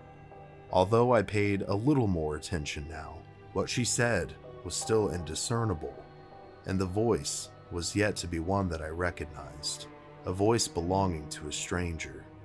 In what seemed just another moment again, she opened the door, stepped into my room, and then shut the door behind her. I laid frozen in my bed, unable to move. Yet, I felt real terror at this point. Although I couldn't move at all, my eyes were fixed atop of the wall. Somehow, with my mind's eye, I saw her. It was my mother, who had passed away 21 years earlier. She wore a long white shroud, which I never got to see her in, but I knew that she had been buried in one. By now, I was totally terrified. I wanted to scream out for help. Better still, to get out of there. But I wasn't able to move a muscle. I watched my mother pace to and fro, past the foot of my bed, in absolute rage. She was so angry with me. She was literally spitting mad while she was scolding me. Never had I seen her this angry. The one thing I did notice, once my mother's spirit had entered the room, was that while my eyes were fixed near the ceiling, it was within my range of sight that I'd seen a soft, white, gaseous ball of light appear to my right at the corner of the ceiling. It was about the size of a basketball, though not quite as spherical. It was so very slow moving, like a swirl of white smoke within itself. Somehow I felt like it was protecting me from this evil, like a guardian angel. Once my mother was done raging at me, she faced the door and held the door slightly open. She paused and told me that I'd be dead by midnight tonight. She then shut the door behind her and left. As soon as she was out the door, the ball of light had dissipated too, and I felt instant relief. I looked at the clock, and it was now 3 p.m. All of this strangeness took place in the space of one terrifying hour. I still don't know if that was the spirit of my mother or something evil imitating her. All I know is that I jumped out of bed and rushed to the lounge room, telling Dean what I had seen, though I didn't mention my mother's parting words. Dean wasn't remotely interested. He only mumbled as I interrupted him watching his program. Well, that was the end of the nap I wasn't quite able to get. As evening approached, I constantly glanced at my watch. Although we retired for the day at about 10 p.m., that night I was fearful, yet resigned to my fate. I hadn't told a soul about my mother's message, in case it tempted fate. On waking the next morning, I couldn't have felt more relieved and thrilled to still be alive. Now that it felt safe to do so, I told Dean and later my neighbor about it all. They showed me the goosebumps on their arms and expressed fear as I recounted my experience. This was 22 years ago, and I still think of that day and the sheer terror that it brought me. It's a day that I can never forget. Johanna. That story was chilling, Johanna. I too am curious if it was some kind of spirit impersonating your mother, or if it was somehow her. The detail of what she was wearing also happened to be what she was buried in. Literally gave me goosebumps. So thank you so much for sharing your story and continuing to bring awareness to these topics. A young man seemingly interacts with his grandmother, who has long since passed away. But he isn't the only one that sees and feels her presence. This was in reference to watching one of my videos. Watching this video reminded me of something that's been going on in my house. My wife's grandmother died before we got together, and her son was the last person in the hospital room with her when she passed. Now, my work schedule varies, but generally, I'm up between 3 and 4 a.m. every day. Sometimes, I feel a presence, or I thought I saw what was a shadow in my peripheral vision. I finally told my wife about this a while back, and she proceeded to tell me that her autistic son regularly speaks to his deceased grandmother.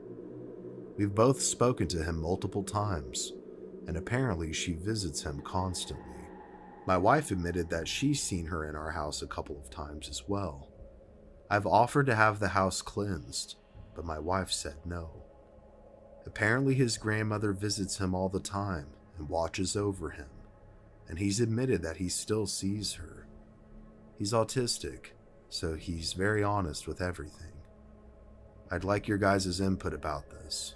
Thank you, Caveman. Well, Caveman, especially since he's autistic, that really does convince me of his sincerity and honesty. The young man clearly doesn't have a motivation to gain anything by saying this. And when you have felt this presence, is it as she was in life? Is it more of a benevolent energy, or something else? It's also very interesting that your wife has seen her on multiple occasions as well. Perhaps she is watching over her grandson. Children often have an extra sense, it seems like, to be able to interact with the spirit world. Reading your story reminded me of when my brother was younger, and we had a very similar situation. My mom's father, Paul, had passed away in their family home in 2002 when my brother was just 2 years old. Prior to his passing, Paul seemed to be motioning for things to go away, things that we couldn't see, perhaps trying to state that he wasn't ready to go yet. Several months after his passing, with my grandmother Agnes still inhabiting the very same house, my brother Caden had started to interact with something that we couldn't see. He would often play around the living room, which was the same room my grandfather passed away in. One day, when he was in a full conversation with this person, my mother asked him who he was talking to, and he said, "Grandpa Paul." It took the very breath out of her lungs. These interactions were fairly frequent until he was about 4 or 5 years old. Then they suddenly went away one day. It truly makes one beg the question, just how often do our loved ones truly watch over us? Thanks for sharing this one, Caveman. Thank you all for watching. If you'd like to hear more content like this, and if you enjoyed the video, please help me out in the algorithm by hitting the like button, leaving a comment, and subscribing with notifications if you're new here.